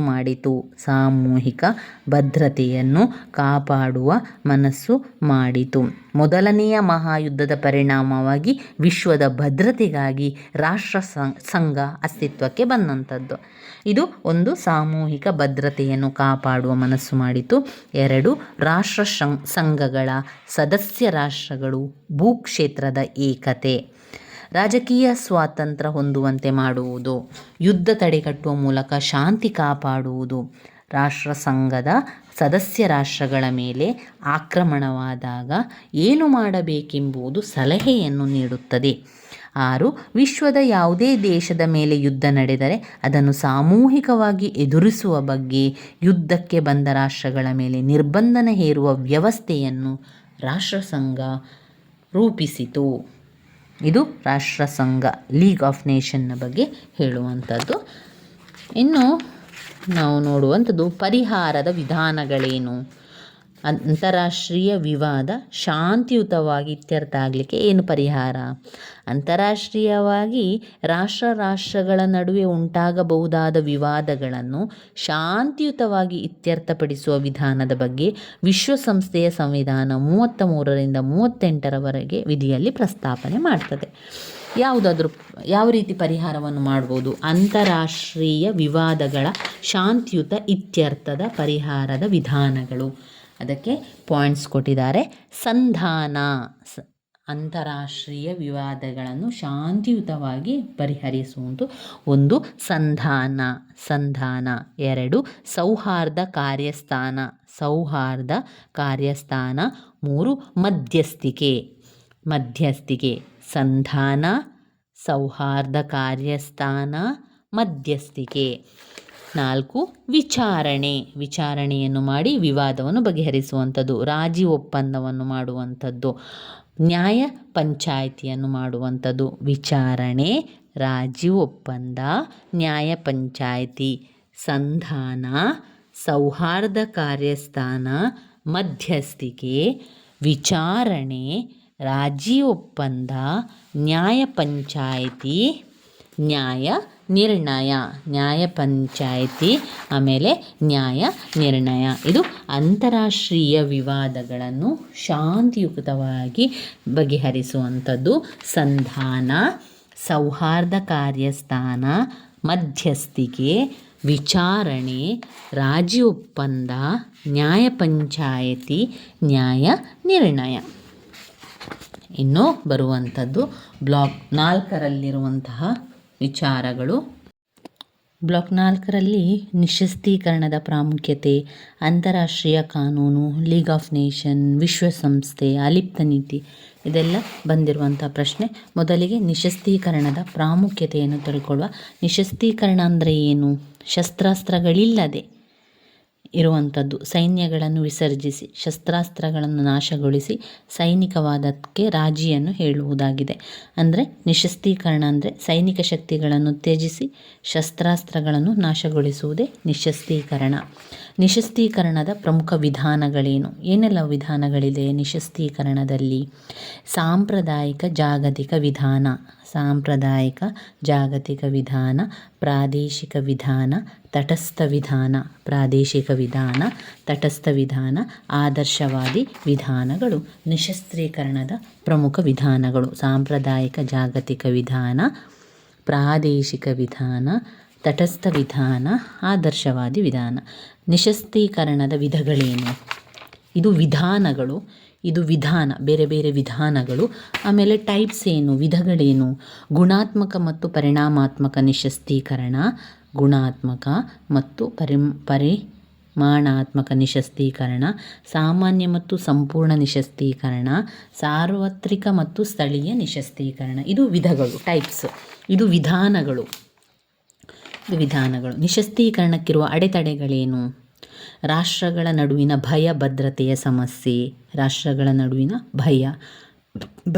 ಸಮಸ್ಯೆ, ರಕ್ಷಣೆಗಾಗಿ ಶಸ್ತ್ರಾಸ್ತ್ರಗಳ ಬಳಕೆ, ಶಸ್ತ್ರಾಸ್ತ್ರಗಳ ಪರ್ಯಾಯ ಇಲ್ಲದಿರುವುದು, ಪರಸ್ಪರ ನಂಬಿಕೆಯ ಕೊರತೆ, ಶಸ್ತ್ರಾಸ್ತ್ರ ಉದ್ಯಮಗಳ ಒತ್ತಡ, ಪರಿಹಾರ ಕಾಣದ ರಾಜಕೀಯ ಸಂಘರ್ಷಗಳು, ಯುದ್ಧ ತಂತ್ರಜ್ಞಾನದಲ್ಲಿನ ಅತ್ಯಾಧುನಿಕ ಬೆಳವಣಿಗೆ, ರಾಷ್ಟ್ರೀಯ ಹಿತಾಸಕ್ತಿಗಳು, ಶಕ್ತಿ ಅನುಪಾತಕ್ಕೆ ಸಂಬಂಧಿಸಿದಂತೆ ಇರುವ ಸಮಸ್ಯೆಗಳು, ವಿತರಣೆಯ ಗುಣಮಟ್ಟ, ಕಾಲ್ಪನಿಕ ಕ್ರಿಯೆ. ಇದು ನಿಶ್ಶಸ್ತೀಕರಣಕ್ಕಿರುವ ಅಡೆತಡೆಗಳು. ರಾಷ್ಟ್ರಗಳ ನಡುವಿನ ಭಯ ಮತ್ತು ಭದ್ರತೆಯ ಸಮಸ್ಯೆ, ರಕ್ಷಣೆಗಾಗಿ ಶಸ್ತ್ರಾಸ್ತ್ರಗಳ ಬಳಕೆ, ಶಸ್ತ್ರಾಸ್ತ್ರಗಳ ಪರ್ಯಾಯ ಇಲ್ಲದಿರುವುದು, ಪರಸ್ಪರ ನಂಬಿಕೆಯ ಕೊರತೆ, ಶಸ್ತ್ರಾಸ್ತ್ರಗಳ ಉದ್ಯಮದ ಒತ್ತಡ, ಪರಿಹಾರದ ಕಾಣದ ರಾಜಕೀಯ ಸಂಘರ್ಷಗಳು, ಯುದ್ಧ ತಂತ್ರಜ್ಞಾನದಲ್ಲಿನ ಅತ್ಯಾಧುನಿಕ ಬೆಳವಣಿಗೆ. ರಾಷ್ಟ್ರೀಯತೆಯ ಹಿತಾಸಕ್ತಿಗಳು. ಶಕ್ತಿ ಅನುಪಾತಕ್ಕೆ ಸಂಬಂಧಿಸಿದಂತೆ ಇರುವ ಸಮಸ್ಯೆ. ವಿತರಣೆಯ ಗುಣಮಟ್ಟ. ಕಾಲ್ಪನಿಕ ಕ್ರಿಯೆ. ಇನ್ನು ನಿಶಸ್ತೀಕರಣದ ಪ್ರಾಮುಖ್ಯತೆ ಏನು? ನಿಶಸ್ತೀಕರಣದ ಪ್ರಾಮುಖ್ಯತೆ ಅಂದರೆ ಇಲ್ಲಿ ಭದ್ರತೆಯ ಭರವಸೆಯನ್ನು ನೀಡಲಿಲ್ಲ. ಅಣ್ವಸ್ತ್ರ ರಾಷ್ಟ್ರವಾದಂಥ ಚೀನಾದ ವಿರುದ್ಧ ಯಾವುದೇ ಭದ್ರತೆಯ ಭರವಸೆಯನ್ನು ನೀಡಲಿಲ್ಲ. ಅಣ್ವಸ್ತ್ರ ಸಂಶೋಧನೆಯಲ್ಲಿ ಹೆಚ್ಚಿನ ಪ್ರಗತಿಯನ್ನು ಸಾಧಿಸಿದರೂ ಕೂಡ ಶಾಂತಿಯುತದ ಬಳಕೆಗೆ ಸಹ ಅಣುಶಕ್ತಿಯನ್ನು ಉಪಯೋಗಿಸಲು ಆಗುವುದಿಲ್ಲ. ಅನೌಪಚಾರಿಕವಾಗಿ ಭಾರತವು ಅಣ್ವಸ್ತ್ರ ಸ್ಫೋಟಗಳನ್ನು ತಯಾರಿಸುವುದಿಲ್ಲವೆಂದು ಅಂತಾರಾಷ್ಟ್ರೀಯ ಸಮುದಾಯಕ್ಕೆ ಮನವರಿಕೆ ಮಾಡಿಕೊಟ್ಟಿತು. ಇದು ಅಣುಶಕ್ತಿಯ ಮೇಲಿನ ಕೆಲವೇ ರಾಷ್ಟ್ರಗಳ ಏಕಸ್ವಾಮ್ಯವನ್ನು ತೊಡೆದುಹಾಕಿತು. ಜಾಗತಿಕವಾಗಿ ಕೆಲವೇ ಸಾಲಿಗೆ ಭಾರತವನ್ನು ಕೂಡ ಸೇರಿಸಿತು. ಭಾರತವು ಅಣ್ವಸ್ತ್ರಗಳ ತಯಾರಿಕೆಗೆ ವಿರುದ್ಧವಾಗಿದೆ. ಶಾಂತಿಯುತ ಬಳಕೆಗಾಗಿ ಅಣುಶಕ್ತಿಯನ್ನು ಪ್ರತಿಪಾದಿಸಿದ್ದರೂ ಸಹ ಸಂಬಂಧಿತ ಸಂಶೋಧನೆಯಲ್ಲಿ ಏಕಸ್ವಾಮ್ಯತೆಯನ್ನು ಹೊಂದಿರುವಂಥದ್ದು. ಒಟ್ಟಿನಲ್ಲಿ ನಿಶಸ್ತೀಕರಣದಿಂದಾಗಿ ಸಹಬಾಳ್ವೆ ಉಂಟಾಗ್ತದೆ. ಅದರ ಪ್ರಾಮುಖ್ಯತೆಯನ್ನು ನೋಡಿ, ಇಲ್ಲೇ ಪಾಯಿಂಟ್ಸ್ ಅಂತ ತಗೊಳ್ಳಿ ನೋಡಿ. ಸಹಬಾಳ್ವೆ ಉಂಟಾಗ್ತದೆ, ಸಹನೆ ಉಂಟಾಗ್ತದೆ, ಸಂಸ್ಕೃತಿ, ಮಿಲಿಟರಿ ವೆಚ್ಚ ಸಂಬಂಧಿಸಿದಂತೆ ಅದೆಲ್ಲ ಮುಕ್ತ ಆಗ್ತದೆ, ಭದ್ರತೆ ಸಿಗ್ತದೆ, ಅಸ್ತಿತ್ವ ಬರ್ತದೆ, ಅಭಿವೃದ್ಧಿ ಆಗ್ತದೆ. ಇನ್ನು ಅಂತಾರಾಷ್ಟ್ರೀಯ ಕಾನೂನಿನ ಪ್ರಾಮುಖ್ಯತೆ ಏನು? ಅಂತಾರಾಷ್ಟ್ರೀಯ ಕಾನೂನಿನ ಅರ್ಥ. ಅಂತಾರಾಷ್ಟ್ರೀಯ ಕಾನೂನು ಅಂದರೆ ರಾಷ್ಟ್ರಗಳ ನಡುವಿನ ಕಾನೂನು ಅಂತಾರಾಷ್ಟ್ರೀಯ ಕಾನೂನು. ಅಂತಾರಾಷ್ಟ್ರೀಯ ಕಾನೂನಿನ ಪ್ರಾಮುಖ್ಯತೆಯಲ್ಲಿ ಅದು ನಮಗೆ ಅಂತಾರಾಷ್ಟ್ರೀಯ ವಾಣಿಜ್ಯ ವ್ಯವಹಾರವನ್ನು ಮಾಡಲಿಕ್ಕೆ ಸಹಕಾರಿ. ರಾಷ್ಟ್ರಗಳ ಗಡಿ ಪ್ರದೇಶಗಳಲ್ಲಿ ಹಡಗು, ವಿಮಾನಯಾನಕ್ಕೆ ಸಂಬಂಧಿಸಿದ ಕಾನೂನು ಮಾಡಲಿಕ್ಕಾಗ್ತದೆ. ಅಂಚೆ ವಸ್ತುಗಳ ವಿನಿಮಯ ಮಾಡ್ತದೆ. ಸಂಪರ್ಕ ಸಾಧನಗಳಿಗೆ ಸಂಬಂಧಪಟ್ಟಂಥ ನಿಯಮ, ಪ್ರವಾಸಿಗರು, ವಿದೇಶರಿಗೆ ಸಂಬಂಧಪಟ್ಟಂಥ ನಿಯಮ, ಯುದ್ಧ ಹಾಗೂ ಶಾಂತಿಯ ಕಾಲದ ರಾಜ್ಯಗಳ ಹಕ್ಕುಗಳೆಲ್ಲ ಅಂತಾರಾಷ್ಟ್ರೀಯ ಕಾನೂನಿಗೆ ಸಂಬಂಧಿಸಿದೆ. ಉತ್ತಮ ಭೌಗೋಳಿಕ ಅಂಶ, ರಾಜತಾಂತ್ರಿಕ, ವಿಶ್ವಶಾಂತಿ ಸ್ಥಾಪಿಸುವ ಅಂತಾರಾಷ್ಟ್ರೀಯ ಕಾನೂನು, ಅದೆಲ್ಲ ಕೂಡ ನಾವು ಅದರಲ್ಲಿ ಪ್ರಾಮುಖ್ಯತೆಯಲ್ಲಿ ಹಾಕ್ತಾ ಹೋದ್ರಾಯಿತು. ಇನ್ನು ಬರುವಂಥದ್ದು league of nation. League of nation ಅಂದರೆ ಏನು? ಅಂತಾರಾಷ್ಟ್ರೀಯ ಸಂಘಟನೆಯೊಂದನ್ನು ರಚಿಸಲು ಸಲಹೆ, ಒತ್ತಾಯ ಬರತೊಡಗಿದವು. ಇದರ ಪ್ರಯುಕ್ತವಾಗಿ ಅಸ್ತಿತ್ವಕ್ಕೆ ಬರುವಂಥ ಒಂದು ಸಂಘಟನೆ ಇದೆಯಲ್ಲ, ಅದು league of nation. League of nation ಅಂದರೆ ಒಂದು ಸಂಘಟನೆ. ಅದು ಅಂದರೆ ಎಲ್ಲ ಸಲಹೆ ಕೊಡಬೇಕು, ಒಂದು ಏನಾದರೂ ಒಂದು ಸಹಾಯ ಮಾಡಬೇಕು, ಅದಕ್ಕಿರುವಂಥ ಒಂದು ಸಂಘಟನೆ league of nation. League of nation ರಚನೆಯನ್ನು ನೋಡಿದರೆ ಸಾಮಾನ್ಯ ಸಭೆ, ಆಮೇಲೆ ಭದ್ರತಾ ಮಂಡಳಿ. ಸಾಮಾನ್ಯ ಸಭೆಯಲ್ಲಿ ಎಷ್ಟು ಜನ? 3 ಜನ ಪ್ರತಿನಿಧಿಗಳಿರುವಂಥದ್ದು. ಭದ್ರತಾ ಮಂಡಳಿ ಶಾಶ್ವತ ಸದಸ್ಯರು ಮತ್ತು ಶಾಶ್ವತ ಅಲ್ಲದ ಸದಸ್ಯರು ಇರ್ತಾರೆ. ಶಾಶ್ವತ ಸದಸ್ಯರು 5 ಜನ, ಶಾಶ್ವತ ಅಲ್ಲದ ಸದಸ್ಯರು 2 ಜನ ಇರುವಂಥದ್ದು. ಲೀಗ್ ಆಫ್ನ ವಿಫಲತೆ ಏನು ಕಾರಣ? ಯಾಕೆ? 2ನೇ ಮಹಾಯುದ್ಧದ ಆರಂಭದೊಂದಿಗೆ ಅದು ತನ್ನ ಅಸ್ತಿತ್ವವನ್ನು ಕಳೆದುಕೊಳ್ತದೆ. ಯಾಕೆ? ಲೀಗ್ ಆಫ್ನ ವಿಫಲತೆಗೆ ಕಾರಣಗಳೇನು? 1. ಶಾಂತಿ ಒಪ್ಪಂದ ನಕಲಾಯಿತು. ರಾಷ್ಟ್ರದ ಶಾಂತಿ ಒಪ್ಪಂದದ ನಕಲಾಗಿದ್ದದು ವಿಫಲತೆಗೆ ಕಾರಣ. ಬಲಿಷ್ಠ ರಾಷ್ಟ್ರಗಳ ಆರಂಭದಲ್ಲಿ ಆಹ್ವಾನಿಸದೇ ಇದ್ದದ್ದು. Russia, Germany, Australia. ಲೀಗ್ ಸ್ವಾತಂತ್ರ್ಯ ರಾಷ್ಟ್ರಗಳ ಒಕ್ಕೂಟವಾಗದೆ ಮೊದಲ ಮಹಾಯುದ್ಧದಲ್ಲಿ ವಿಜಯೀ ರಾಷ್ಟ್ರಗಳ ವೇದಿಕೆಯಂತಿದ್ದದ್ದು. ಅಮೇರಿಕಾದ ಇತರ ಸ್ಥಾಪನೆಗೆ ಮುಖ್ಯ ಕಾರಣವಾದ ಸದಸ್ಯತ್ವವನ್ನು ಪಡೆಯದೇ ಇದ್ದದ್ದು. ಅವಿರೋಧವಾಗಿ ತೀರ್ಮಾನವಾಗಬೇಕೆಂಬ ನಿಯಮಾವಳಿ ಇದ್ದದ್ದು.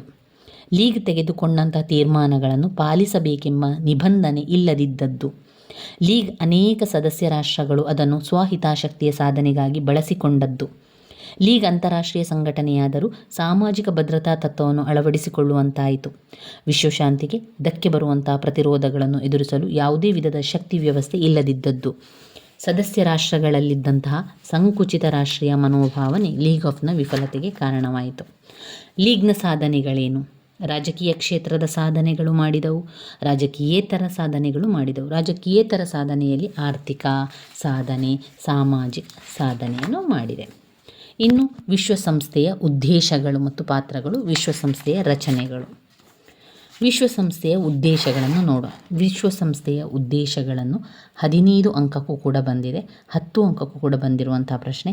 ಒಟ್ಟು 10 ಪಾಯಿಂಟ್ಸ್ಗಳನ್ನು ನಾವಿಲ್ಲಿ ಕಾಣ್ತಾ ಹೋಗುವುದು. ಹೇಳ್ತಾ ಹೋಗ್ತಾನೆ. ಅಂತಾರಾಷ್ಟ್ರೀಯ ಶಾಂತಿ ಭದ್ರತೆಯನ್ನು ಕಾಯುವುದು ವಿಶ್ವಸಂಸ್ಥೆಯ ಉದ್ದೇಶ. ಅಂತಾರಾಷ್ಟ್ರೀಯ ಶಾಂತಿ ಭದ್ರತೆಯನ್ನು ಕಾಯುವುದು. 2. ರಾಷ್ಟ್ರಗಳ ನಡುವೆ ಸ್ನೇಹ ಸಂಬಂಧವನ್ನು ವೃದ್ಧಿಸುವುದು. ರಾಷ್ಟ್ರಗಳ ನಡುವೆ ಸ್ನೇಹ ಸಂಬಂಧವನ್ನು ವೃದ್ಧಿಸುವುದು. 3. ಯುದ್ಧ ಭೀತಿಯಿಂದ ವಿಶ್ವವನ್ನು ರಕ್ಷಿಸುವುದು. ಯುದ್ಧ ಭೀತಿಯಿಂದ ವಿಶ್ವವನ್ನು ರಕ್ಷಿಸುವುದು. 4. ಮಾನವ ಹಕ್ಕುಗಳಲ್ಲಿ ನಂಬಿಕೆಯನ್ನು ಉಂಟು ಮಾಡುವುದು. ಮಾನವ ಹಕ್ಕುಗಳಲ್ಲಿ ನಂಬಿಕೆಯನ್ನುಂಟು ಮಾಡುವುದು. 5 ಅಂತಾರಾಷ್ಟ್ರೀಯ ಸಹಕಾರವನ್ನು ಮೂಡಿಸುವುದು. ಅಂತಾರಾಷ್ಟ್ರೀಯ ಸಹಕಾರವನ್ನು ಮೂಡಿಸುವುದು. 6 ಅಂತಾರಾಷ್ಟ್ರೀಯ ಬಾಧ್ಯತೆಯನ್ನು ಗೌರವಿಸಿ ನ್ಯಾಯವನ್ನು ಕಾಯುವುದು.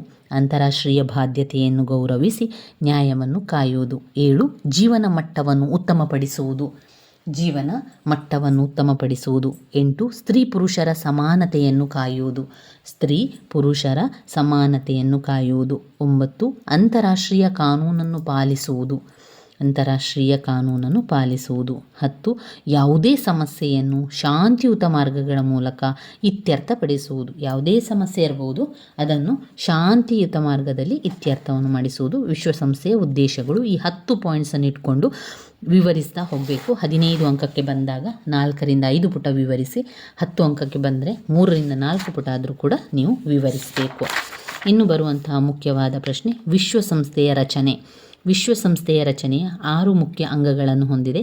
ಸಾಮಾನ್ಯ ಸಭೆ, ಭದ್ರತಾ ಮಂಡಳಿ, ವಿಶ್ವಸ್ತ ಮಂಡಳಿ, ಆರ್ಥಿಕ ಮತ್ತು ಸಾಮಾಜಿಕ ಮಂಡಳಿ, ಅಂತಾರಾಷ್ಟ್ರೀಯ ನ್ಯಾಯಾಲಯ ಕಾರ್ಯಾಲಯ. ವಿಶ್ವಸಂಸ್ಥೆಯ ರಚನೆಗಳು: ಸಾಮಾನ್ಯ ಸಭೆ, ಭದ್ರತಾ ಸಮಿತಿ, ಆರ್ಥಿಕ ಮತ್ತು ಸಾಮಾಜಿಕ ಸಮಿತಿ, ವಿಶ್ವಸ್ತ ಮಂಡಳಿ, ಅಂತಾರಾಷ್ಟ್ರೀಯ ನ್ಯಾಯಾಲಯ ಕಾರ್ಯಾಲಯ. ವಿಶ್ವಸಂಸ್ಥೆಯ ಸಾಧನೆಗಳೇನು? ವಿಶ್ವಸಂಸ್ಥೆ ಏನೆಲ್ಲ ಸಾಧನೆಗಳನ್ನು ಮಾಡಿದೆ ಎನ್ನುವಂಥದ್ದು ವಿಶ್ವಸಂಸ್ಥೆಯ ಸಾಧನೆಗಳು. ವಿಶ್ವಸಂಸ್ಥೆ ಮಾಡಿರುವ ಒಂದು ಮಹತ್ತರ ಕಾರ್ಯವೆಂದರೆ ಆಫ್ರಿಕಾ ಮತ್ತು ಏಷ್ಯಾ ಖಂಡಗಳ ವಸಾಹತುಶಾಹಿ ರಾಷ್ಟ್ರಗಳು ಸ್ವತಂತ್ರ ಗಳಿಸಲು ಪ್ರೋತ್ಸಾಹಿಸಿತು. ವಿಶ್ವಸಂಸ್ಥೆಯ ಮತ್ತೊಂದು ಸಾಧನೆ ಮಾನವ ಹಕ್ಕುಗಳ ಘೋಷಣೆ ಮಾಡಿತು. ಅಂತಾರಾಷ್ಟ್ರೀಯ ಕಾನೂನನ್ನು ಕ್ರೋಢೀಕರಿಸುವ ಮೂಲಕ ವಿಶ್ವ ರಾಷ್ಟ್ರಗಳಿಗೆ ಅದರ ಮಹತ್ವವನ್ನು ತಿಳಿಸಿತು. ಸಿಡುಬು ರೋಗವನ್ನು ವಿಶ್ವದಿಂದಲೇ ಹೋಗಲಾಡಿಸಿತು. ಭಯಾನಕ ರೋಗಗಳಾದಂತಹ ಪೋಲಿಯೋ, ದಡಾರ, ಟೆಟಾನಸ್, ಡಿಪ್ಟೀರಿಯಾ, ಕ್ಷಯ ಮೊದಲಾದಂತಹ ರೋಗಗಳನ್ನು ವಿಶ್ವ ಆರೋಗ್ಯ ಸಂಸ್ಥೆ ಯುನಿಸೆಫ್ನ ಸಹಯೋಗದೊಡನೆ ಪ್ರತಿ ವರ್ಷ ವಿಶ್ವದಾದ್ಯಂತ ಲಕ್ಷಾಂತರ ಮಕ್ಕಳನ್ನು ರಕ್ಷಿಸಿತು. ಆರ್ಥಿಕ ಸಾಮಾಜಿಕ ಪ್ರಗತಿಯನ್ನು ಸಾಧಿಸುವ ದೃಷ್ಟಿಯಿಂದ ವಿಶ್ವಸಂಸ್ಥೆಯ ಅಭಿವೃದ್ಧಿ ಯೋಜನೆ ಎಂಬುದರ ಅಡಿಯಲ್ಲಿ ಅಭಿವೃದ್ಧಿ ಹೊಂದುತ್ತಿರುವ ರಾಷ್ಟ್ರಗಳಿಗೆ ವ್ಯವಸಾಯ, ಕೈಗಾರಿಕೆ, ಶಿಕ್ಷಣ ಕ್ಷೇತ್ರ ಮತ್ತಿತರ ಕ್ಷೇತ್ರಗಳಿಗೆ ಅನೇಕ ಯೋಜನೆಗಳನ್ನು ಸಿದ್ಧಪಡಿಸಿ ಅಭಿವೃದ್ಧಿಪಡಿಸಲು ಯತ್ನಿಸಿತು. ನಿರಾಶ್ರಿತರ ಸಮಸ್ಯೆಯನ್ನು ಹೋಗಲಾಡಿಸುವುದಕ್ಕೆ ಹೈ ಕಮಿಷನರನ್ನು ನೇಮಿಸಿ ಯಶಸ್ವಿಯಾಗಿ ಕಾರ್ಯನಿರ್ವಹಿಸಿತು. ವಿಶ್ವಸಂಸ್ಥೆಯು ಅನೇಕ ವಿವಾದಗಳನ್ನು ಇತ್ಯರ್ಥಪಡಿಸಲು ಯತ್ನಿಸಿತು. ಇದು ವಿಶ್ವಸಂಸ್ಥೆಯ ಸಾಧನೆಗಳಾಗಿದೆ.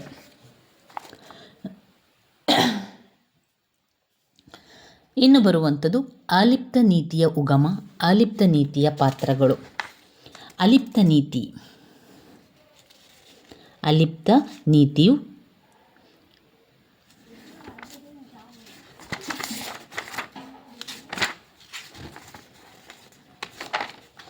ಅಲಿಪ್ತ ನೀತಿ ಚಳುವಳಿಯು ತನ್ನ ಮಹತ್ವವನ್ನು ಕಳೆದುಕೊಂಡಿದ್ದು ನಕಾರಾತ್ಮಕವಾಗಿದೆ ಎಂಬ ಭಾವನೆ ತಪ್ಪು. ಶೀತಲ ಯುದ್ಧದ ಮುಕ್ತಾಯದಿಂದಾಗಿ ಅಲಿಪ್ತ ಚಳುವಳಿಯು ರಾಜಕೀಯ ಮೌಲ್ಯವು ಕಡಿಮೆಯಾಯಿತು. ಅಲಿಪ್ತ ಚಳುವಳಿ ಎನ್ನುವಂಥ ಒಂದು ಚಳುವಳಿ. ಅಲಿಪ್ತ ನೀತಿ ಅಂದರೆ ಏನು? ಶಕ್ತಿ ಬಣಗಳ ಮೈತ್ರಿಕೂಟದಿಂದ, ವಿಶೇಷವಾಗಿ ಮಿಲಿಟರಿ ಬಣಗಳಿಂದ ದೂರವಿರುವುದು. ಶಕ್ತಿ ಬಣಗಳಿಂದ ದೂರವಿರುವಂಥದ್ದು, ಮಿಲಿಟರಿಯಿಂದ ದೂರವಿರುವಂಥದ್ದು ಅಲಿಪ್ತ ನೀತಿ. ಅಲಿಪ್ತ ನೀತಿಯ ಉಗಮ ಅಂದರೆ ಹೇಗೆ? ರಾಷ್ಟ್ರೀಯತೆಯಿಂದ, ವಸಾಹತುಶಾಹಿ ವಿರೋಧಿ ನಿಲುವು, ಅನಾಭಿವೃದ್ಧಿ ಮತ್ತು ಆರ್ಥಿಕ ಸಹಾಯ, ಜನಾಂಗೀಯ ಮತ್ತು ಸಾಂಸ್ಕೃತಿಕ ಅಂಶಗಳು. ಇದು ಶೀತಲ ಸಮರ ಅಲ್ಲ. ಅಲಿಪ್ತ ನೀತಿ ಅಂದರೆ ಬೇರೆ ಇರುವಂಥದ್ದು ಶಕ್ತಿ ಬಣಗಳಾಗಿ ಹುಟ್ಟಿಕೊಂಡಿರುವಂಥದ್ದು. ಇಲ್ಲಿ ಯಾವ ರೀತಿ ಅದರ ಉಗಮ ಆಯಿತು? ರಾಷ್ಟ್ರೀಯತೆ, ವಸಾಹತುವಾದಿ ವಿರೋಧಿಯ ನಿಲುವು, ಅನಾಭಿವೃದ್ಧಿ ಮತ್ತು ಆರ್ಥಿಕ ಸಹಾಯ, ಜನಾಂಗೀಯ ಮತ್ತು ಸಾಂಸ್ಕೃತಿಕ ಅಂಶಗಳು. ಅಲಿಪ್ತ ನೀತಿಯ ಪಾತ್ರಗಳೇನು? ಜಾಗತಿಕ ಶಾಂತಿ ಕಾಯ್ದುಕೊಳ್ಳುವಿಕೆ, ಸ್ವಾತಂತ್ರ್ಯವನ್ನು ಕಾಯ್ದುಕೊಳ್ಳುವಿಕೆ, ಆರ್ಥಿಕ ಸಹಾಯ ಮತ್ತು ಅಭಿವೃದ್ಧಿ, ಬಲಿಷ್ಠ ರಾಷ್ಟ್ರಗಳ ಮಹತ್ವಾಕಾಂಕ್ಷೆಗೆ ತಡೆ, ಶೀತಲ ಸಮರದ ತೀವ್ರತೆಯಲ್ಲಿ ಇಳಿಕೆ, ವಿಶ್ವಸಂಸ್ಥೆಗೆ ಬೆಂಬಲ, ವಿಶ್ವಸಂಸ್ಥೆಗೆ ಬೆಂಬಲ, ಸ್ವತಂತ್ರವಾಗಿ ನಿರ್ಣಯವನ್ನು ತೆಗೆದುಕೊಳ್ಳುವಿಕೆ. ಅಲಿಪ್ತ ನೀತಿಯು ಶಸ್ತ್ರಾಸ್ತ್ರ ಸ್ಪರ್ಧೆಯನ್ನು ಕಡಿತಗೊಳಿಸಿದೆ.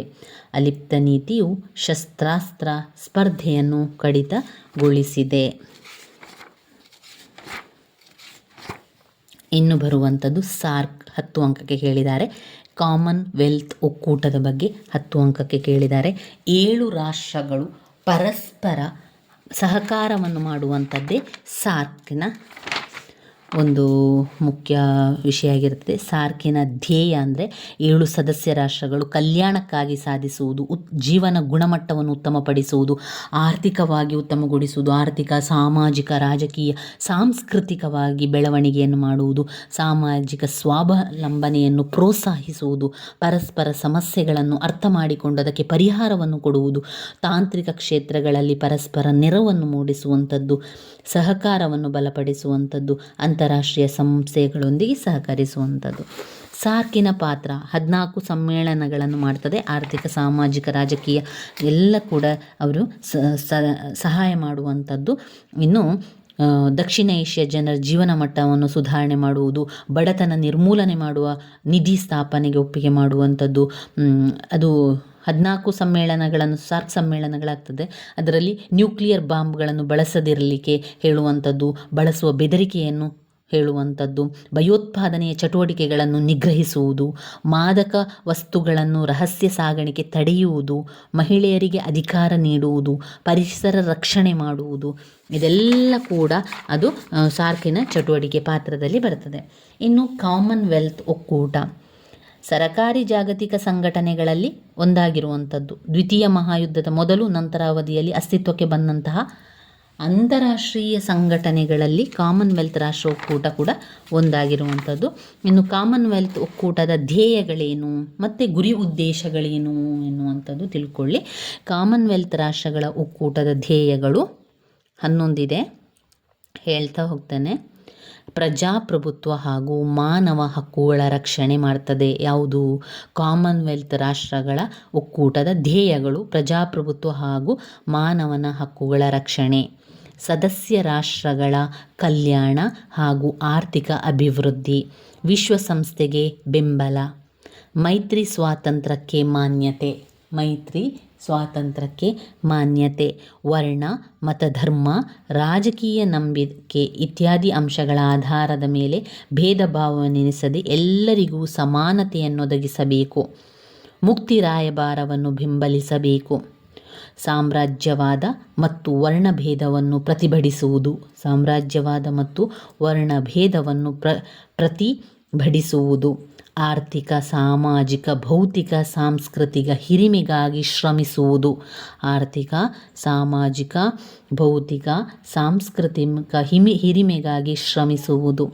ಯುದ್ಧದ ಕಾರಣಗಳನ್ನು ನಿವಾರಿಸುವುದು, ವರ್ಣದ್ವೇಷ, ಶೋಷಣೆ ಮತ್ತು ಅನ್ಯಾಯವನ್ನು ವಿರೋಧಿಸುವುದು ಕಾಮನ್ವೆಲ್ತ್ ರಾಷ್ಟ್ರಗಳ ಒಕ್ಕೂಟದ ಧ್ಯೇಯವಾಗಿದೆ. ಒಟ್ಟಿನಲ್ಲಿ ಎಲ್ಲ ರೀತಿಯ ಒಂದು ಶೋಷಣೆಯಿಂದ ಹೊರಗೆ ಬರುವಂಥದ್ದು, ಕಲ್ಯಾಣ ಕಾರ್ಯಗಳನ್ನು ಮಾಡುವಂಥದ್ದು, ಯುದ್ಧದ ಕಾರಣಗಳನ್ನು ನಿವಾರಿಸುವುದು, ವರ್ಣದ್ವೇಷವನ್ನು ವಿರೋಧಿಸುವುದು, ಶೋಷಣೆ ಅನ್ಯಾಯವನ್ನು ವಿರೋಧಿಸುವುದು, ಇದೆಲ್ಲ ಕೂಡ ಅದರೊಳಗೆ ಬರ್ತದೆ. ಇನ್ನು ಕಾಮನ್ವೆಲ್ತ್ ರಾಷ್ಟ್ರಗಳ ಗುರಿ ಮತ್ತು ಉದ್ದೇಶ, ಅದು ಪ್ರಜಾಪ್ರಭುತ್ವವನ್ನು ಕಾಪಾಡುವುದು. ಏನು ಮಾಡ್ತದೆ? ಅದರ ಗುರಿ ಉದ್ದೇಶದಲ್ಲಿ ಪ್ರಜಾಪ್ರಭುತ್ವವನ್ನು ಕಾಪಾಡುವುದು, ಸಂರಕ್ಷಣೆಯನ್ನು ಒದಗಿಸುವಂಥ ಕೆಲಸ ಮಾಡ್ತದೆ, ಆರ್ಥಿಕ ಅಭಿವೃದ್ಧಿಯನ್ನು ಸಾಧಿಸುವುದು.